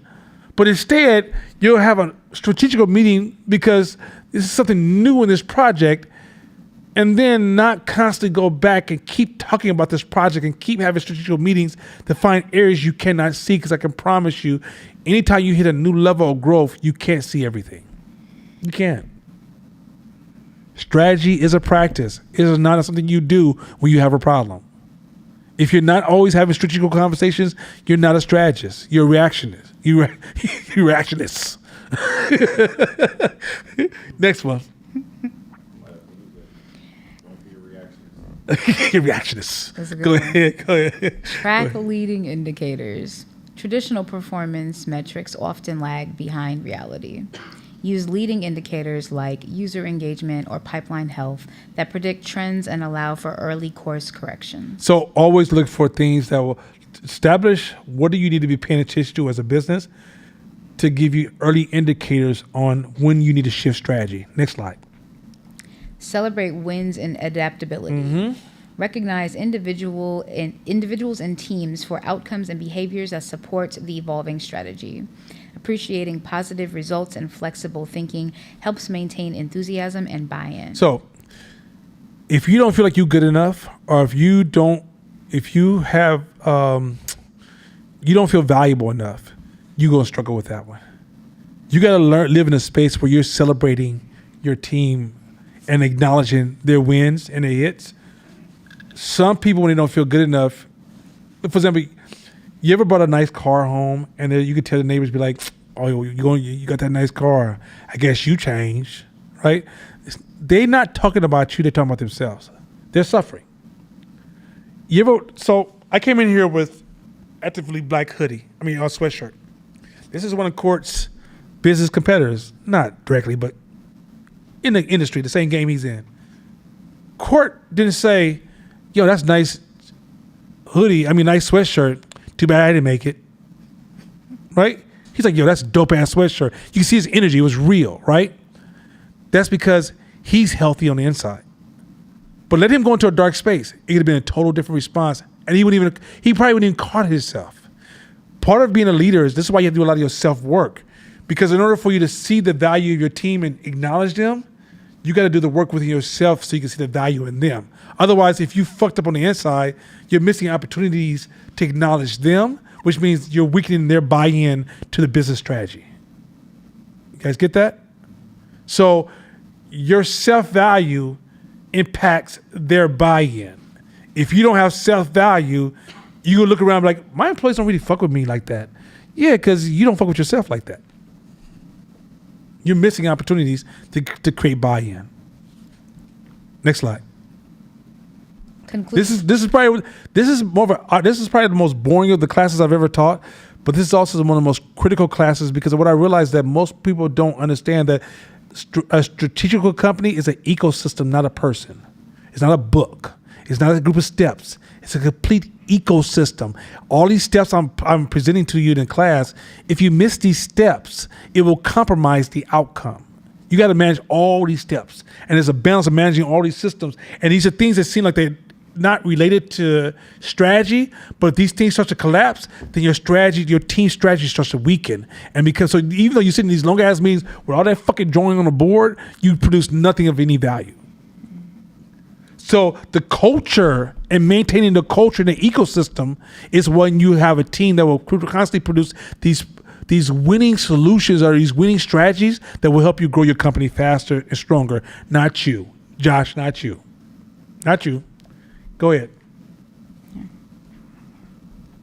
Conclusion. Engaging strategy in a perpetually shifting environment requires a balanced blend of clarity and flexibility, a guided vision that anchors the organization, combined with a nimble approach to planning, leadership, and culture, by cultivating a learning mindset, empowering teams to make decisions, and consistently revisiting assumptions. Real quick. Revisiting assumptions is cold. I got called to a meeting with some universities, and it was like, hey, we want to have a discussion about the impact of AI. So people start talking about, well, what about students not writing their own papers? Well, students learn the same. Can you hear the assumptions yet? They said, how would that position colleges in the future? Like, how would a classroom now look? Can you hear the assumptions yet? What their assumption was saying, the underlying assumption was, this will threaten our institution, not this will grow education. There's a difference. If the idea was this will grow education, it would be like, well, what is the future of AI as far as being an agent of an individual human being, and how would that enhance human being learning? And how would education align with AI to improve that learning experience for the human being? No. It was, how does it threaten our systems, our institutions, our norms, and will we define the process of learning? So now, why did Nana not want to participate? Because the assumption was wrong. So if you don't hear the assumptions that lie under the conversations, the charismatic dialogue, the fancy words, the historical examples, the explanation, all the books ever written, even when you read a book, what's the assumption here? What is this person assuming is true? So when you're talking about strategy in business, I'm stopping around the word assumption. We've talked about assumption numerous times, and I'm going to talk about it a little bit more moving forward. If you can't hear the assumptions, your whole strategy meeting may be addressing something that doesn't matter. If you're not clear about the assumption, you might be stuck in a bad habit that's not being challenged by your team because no one can see the group assumption that we have just never said. You might assume that if you make this product, the customer is going to buy it. The customer wants your product. You're the best in the industry. You may assume that because you put so much hard work into it, that the customer values the hard work you put into it. And you'll open your restaurant and everybody's in line at McDonald's or what's the fry company, burger company that the cars around the corner? Huh? In-N-Out. In-N-Out, right? And you over here, yeah, but we brought in this organic beef and these fries that were hand cut. They had In-N-Out, dog. Your assumptions did not align with what the people wanted.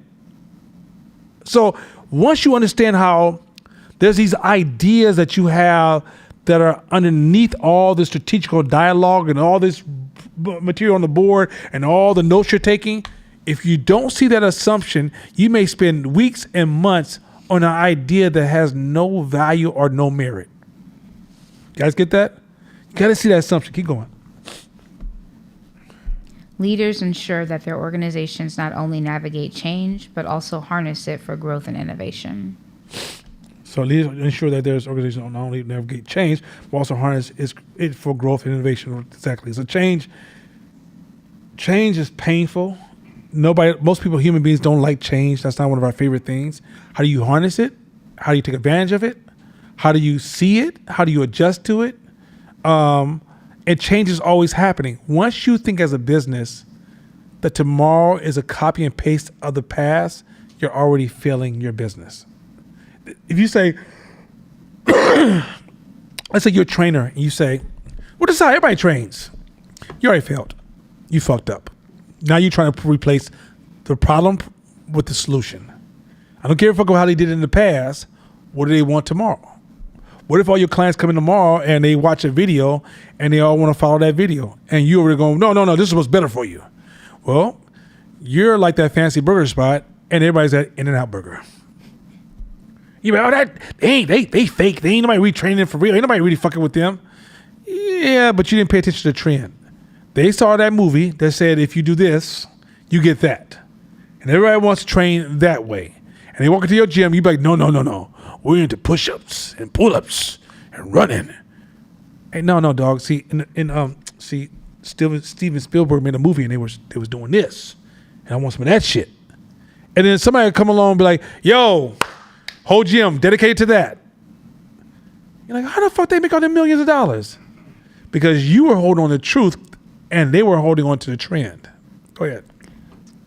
So what is the efficacy of that in like a hype cycle and like being a business of integrity? So for example, there's a lot of pop culture trends that happened and like with all of the money that was raised and like I know tons of people personally that opened and shut down businesses based off of hype cycles and based a lot of their value on that hype cycle and then crashed and burned and then burned all their relationships. So like, is it necessarily, is that a part of the strategic equation or is it like you do what makes money? Because I feel like there's like it's- an ethical. well, see, okay, so this. you almost asked the question: are you Christian? Or are you in business? It's almost the same question. Are you serving people? Or are you serving yourself? I can ask that question. And in serving people, it doesn't mean that you can't. You can have integrity and still align with a trend. So, for example, tell me what brand that's big that you support that doesn't acknowledge trends. Name one.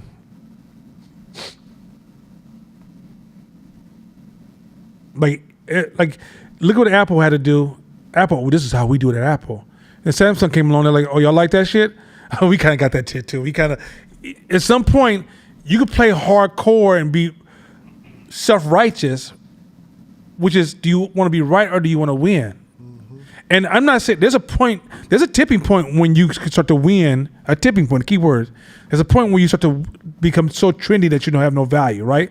But like, for example, 24-hour, let's say 24-hour fitness was running the way it was running 15 years ago when it's really a nice gym out here. I don't know how it is, but in the Bay Area, 24-hour fitness is trash, right? It's ran like, it's the ghetto of gyms. Let's call it, am I lying? Or shit be dirty, bathrooms smell like piss. Like, come on, man. Like, how in the hell your bathroom smell like piss in 2025? Too many chemicals. Anyway, point is this. So, but let's say you went to 24-hour fitness and they found this new trend of everybody's into pull-ups, like the squat rack, and they just built more. Now, they still have all the traditional equipment for those who want to train, but they made sure they created a space for the squat racks because the squat racks became a trend with deadlifts. All of a sudden, all the youngsters and .comers, them motherfuckers do deadlifts and squats all day long and won't touch a bench press and save their motherfucking life. And what they did, I got to play space for you, right? And then if you have, let's say you create, because you're in business. If you want to be evangelist, create evangelist. Just know it comes with compromise. It comes with compromised profit because you're evangelist. But at the end of the day, if people say, "Oh man, they're doing this new cross training thing," you can have a space where you implement that. And if that class starts to grow to a point that's bigger than all your other classes, you take that profit and still create a space for the traditionalists or whatever you think is a long-term trend. But remember, your job is not to hold on to a single trend. Your job is to pay attention to the trends that will come from this point into eternity, which is they will always change and you got to adjust. That's like me saying, look, I only do this kind of photography. Yeah. But if I have a client that says they want this, I got to give them that. And if I get to the point where I'm like, no, that shit's trash.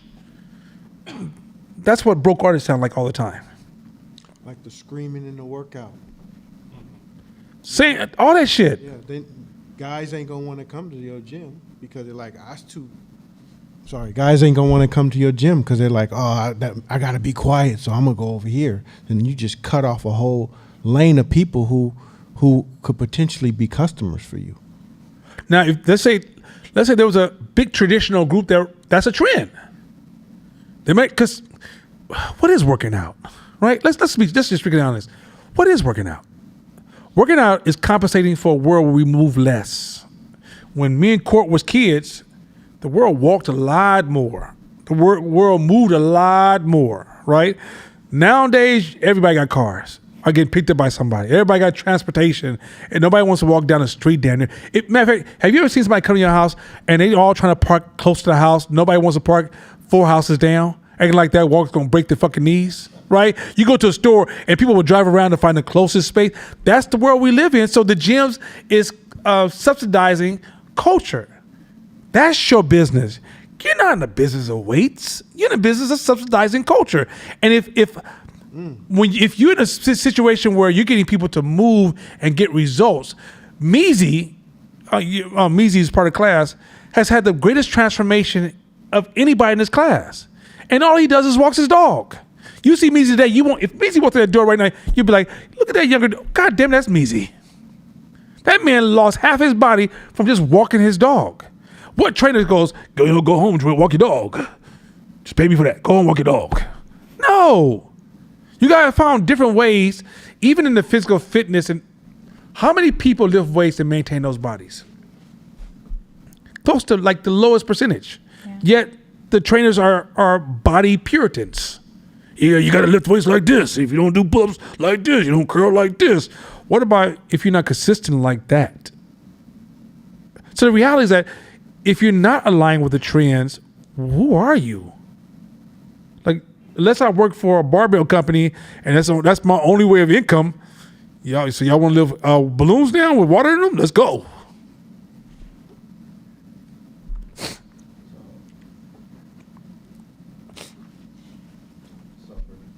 Go, just turn it on. Did the light turn green? Just hold it down. There you go. All right, so I'm trying to figure out my question. So going back to the line of whether you're in business for self or people, there's that fine line, right? But at the same time, I guess, I don't know if it's like a statement or a question. So trying new things breeds innovation, right? So you're taking on different trends, but you're not making it your entire business. Or you could use a trend to boost you the position. So, for example, what is Disney? It's a trend company, right? You don't go to Disney and they be like, yo, we got Snow White, Mickey Mouse, Daffy Duck, and Goofy. Now get your punk ass about here. So you don't want that else, right? Now they got the black family out there. They got pirates. They got all kind of shit because the generations change on what we like, right? Even like today, Disney has a little more cursing than ever before. Like if you go to Disney 10 years ago, they almost did not curse. Now there's shows that social justice because they're adjusting to the trend. Now, mind you, it's a game. There's no guarantees in business. You don't get to stay in business because you work hard. There's nothing that says if I work hard, I will always have a business. Nope. If you work hard and align your business with people's incentives, what incentivized me to pull money out of my pocket and give it to you? So you remember, well, you're not old enough. You remember when clothes, yeah, I'm sorry, yeah, bro, you just missed. you little youngster. But you remember when jeans and clothes were high quality and you could buy a pair of pants and that shit could last you a long time because the quality was so much better? When people wore suits for years? Now y'all heard about Zara, right? It's fast fashion. Man, these kids don't give a fuck about them wearing no shit for years. Pull up to a kid with some pants you bought 8 years ago, talking about, yeah, I'm fresh. I'm like, man, you can tell you an OG. You don't, come on, man. But I'm 31, yeah, but we don't wear that shit no more. Like, that's the world you live in. Even Louis Vuitton, them guys realize, oh, that's what we doing? Oh, yeah, we design quality, but our designs is flowing with that shit right there. You don't have to fully marry, like, just go straight trend, like, there's some weak ass trend companies. They're almost all gone. They don't last long. We all know what we're talking about. Like they come in and just sell the hottest thing, and it's almost like that. You ever met that? Go ahead. I got a question. Yeah. So if I'm hearing you right, you're saying the culture scape is basically like an ocean. The society is basically like an ocean. You have to be a sailor and know that this hype trend is like a good wave or crosswind or whatever that's going to get me to my next destination, right? But you still have to have the fundamentals of being a sailor and be able to navigate. You don't take every trend. You gotta let some trends go. It's just not your brand. It just can't. Like Apple's never gonna do. I'm trying to think of some weird shit. There's been some tacky AI options. You could just say the Google or the Apple Vision. Right. They drop that shit like a brick. Yeah, because you got to know some trends just don't translate, or the trend is a temporary attention span. I mean that sometimes you see something popular in culture because it catches our attention for a minute, and then we go, ooh, and we forget about it that fast, right? So you got to know when to make those investments. Like, remember the watch originally was, what we need that shit for? And then Apple's like, oh, we got one. Right? Like if you pay attention, like because what Apple has a tendency to just sit down and go, how viable is this trend? Okay, we're gonna jump in there. Apple doesn't avoid the trends. It says, does this one make sense? Does this one not make sense? And a lot of their failures you just forgot about. When they brought into a certain trend, Google Glasses. Remember Google Glasses? Now Ray-Ban has hit them and they take off. But when Google first created them, they were killed on arrival. Oh, that's something going against that generation was like, yo, about privacy. So you wearing the glasses could take pictures. Man, take that shit off. I feel some kind of way. This new generation that's on social media so much, the privacy standards have dropped a lot. So now the Meta glasses is cool. Everybody's like, you got Meta glasses? Y'all about to give me some of those Meta glasses. And so it really comes, like the way we feel about AI, if you listen to some like the defensive tone about, I don't know about AI, watch our kids be like, yes, I got my own personal AI. My daughter is a software called Synthesized Tutor. And it's a tutor program for kids of all ages. It asks your kid age, it asks some personal questions from the kid. And it's an AI. You guys ever use ChatGPT? How it talks to you almost like it knows you? Well, it does that for your kids, but on math alone. And it works with them through and gives them all these different techniques on how to get around these different math challenges. And it becomes her own. It talks Nzinga. So have you thought about this? Nzinga, have you thought Nzinga? You know, and then it gives me as a parent, hey, this is what Nzinga worked on today. This is what she's been struggling with. This is what she has success with. This is what she has strong effort here. I just want to give you an update on her progress, right? It's almost like a teacher's. It's AI, bro. So the AI, these kids are going to make AI like the way you treated Google. It's nothing to you. But give your grandparents Google. Google this. Can you pay this rent? No, that's not how it works. like that ain't how this shit work. Right? So the reality is like that's culture shifts and trends are happening so often that we're becoming OG in a changing world. This is how we did it. I don't understand all these motherfuckers wearing these tight ass pants and shit. But when I was there, we had belt bottoms. You know what belt bottoms good for? Pops. That's not what they're doing right now. That ain't what they. No, but that's what I'm doing. I'm just telling you what I bought this shit in the 70s. I still got it. Some of y'all want to run your business like that. Like, no, when you run a business, your job is serving people. If today people are eating donuts and then the next day they're eating cronuts, that's what the fuck you make. Don't say, I don't do cronuts. Motherfucking Colonial Donuts has been here forever. They had cronuts. They still had their regular donuts, but they said, we got cronuts down too. We got some cronuts. That's what we do. Because at the end of the day, if that's what you going to buy, we got some of those too. Because at the end of the day, you're not here to, if you want to be an evangelist, then do that shit. Go get a nonprofit and evangelize. But you going to do for-profit? You're here to serve the public. Now, there's always choices. There's always optionality. It's never binary. It's never either or. It could be, for example, let's say the public wanted, let's say she does wine. The public's like, yo, but we want harder liquor. Well, if she wants to keep her status, she would go from this kind of wine to this kind of liquor. She wouldn't go down to all these Hennessy shots. She's like, I can't do Hennessy shots because she has a certain audience that she's trying to maintain, and she's going to find out what is that cultural expression of separation from this. But if they don't want to do wine, if all black people say we don't fuck with wine because say something crazy happened or something political happened, she would have to find what else speaks to that crowd that would give them the same kind of cultural experiences that would be aligned with that. And if it came out that she's serving some alcohol that's VSOP, there's one that costs $300 a bottle, right? And that's kind of stuff, she at that level, 300 and higher, then that's how her events would run. And it would still have the same, because if you, for a $500, $300,000 bottle of alcohol, you're not gonna be sipping that like some regular Ripple. Y'all don't know Ripple, a Thunderbird. Y'all don't know what a Thunderbird. So y'all don't know shit because y'all young as shit. I'll tell you, I remember Thunderbird. You remember Thunderbird? Okay, there you go. My mama. How many of y'all know what Ripple and Thunderbird is? You know, see, I told you was young. I knew you was young. Don't worry about that.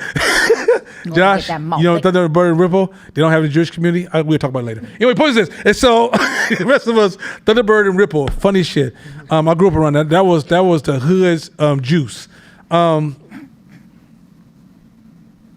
Just show the next slide, but we're not going to do it. Next slide after that. Next week, this is where we're going to come back. I'm going to show you how to manage assumptions. And then we'll get into competition. Competition is going to be fun. This one had to be really, tactical classes are always fight to sleep and hang in there, right? Because you got to learn these details and tactics. But trust me, please post the details for this class and for the paid students. Now, if you're not a paid student, this is a incentive for you to go become a paid student. But use this as a checklist of looking at your organization. And if you're lacking any of these areas that need immediate attention. Next week, it's going to get fun. It's going to get a little more philosophical, be a little more playful. This one was box checking because I don't know how to have a discussion about strategy design and make it sound fun because it's like a whole bunch of to-dos to create the environment that will manifest something that's very abstract and colorful. So that being said, Hey, online said Fred Sanford drank Ripple. oh, he did? Fred Sanford drank Ripple? I was wondering. I was like, because hey, Ripple. Hey, when I was a kid, because in the hood we got a chance. I sipped Ripple. I sipped it. I didn't keep drinking. I sipped it a couple times. Right? It was the cheapest, sweetest wine in the world. It's fruit wine. You know what I'm saying? So anyway, y'all remember? See, you might remember Cisco. No. Who remembers Cisco? Come on, man. Cisco in the 80s was the knock you out, boy. If you didn't do crack, you did Cisco. All right, let me stop. I'm about to start some shit. Somebody at home, I sure miss my Cisco. Cisco was the shit. Like that was everybody who learned alcohol in my age group. We learned through Cisco. Anyway, it was a cooler, wine cooler, full of alcohol. Way stronger. Yeah, it was. Yeah, definitely way stronger. Yeah, it was inappropriate. Cisco was inappropriate. Shout out to Shakina. Thank you, Shakina, for showing up and good job. Everybody give her applause for showing up. Appreciate you. Hey, New York was in the house. I know folks at New York was like, where's this shit at? But it's in Harlem. Where the fuck is this class? But anyway. Wait, I want to say something real quick. Go ahead. So normally Nana has all these deep, complex concepts that he's known for, but tonight is actually really special. He gave you guys a treat because I remember version 1 of Hope. And you guys don't understand how much game he gave you tonight that we live and breathe at 510 Media organizationally that he just shared for you for free. That has been years and years of debates of him and Mashama and Monday morning meetings and all kinds of ins and outs in our office that he just gave to you in like an hour and a half. So right on. Yeah, I just want to put that out there. You'll be surprised. We didn't learn this overnight. I promise you, we didn't do none of this the first 5, 6, 7 years. And we had to learn slowly but surely. And me and Mashama have argued a lot to get here. But arguments for us is I want you to present the best argument against my argument because I want to either lose or improve my argument, not win. Mm-hmm. Go ahead. I just want to add one last thing. I know y'all ready to go. Shut up, Josh. But the thing that I was going to say is you made a comment that this might be one of the most boring classes you taught.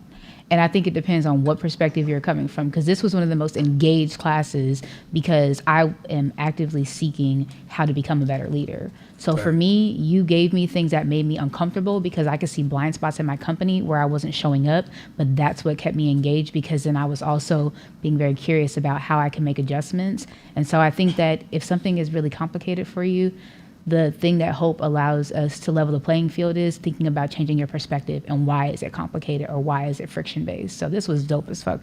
Well, in my opinion. Thank you.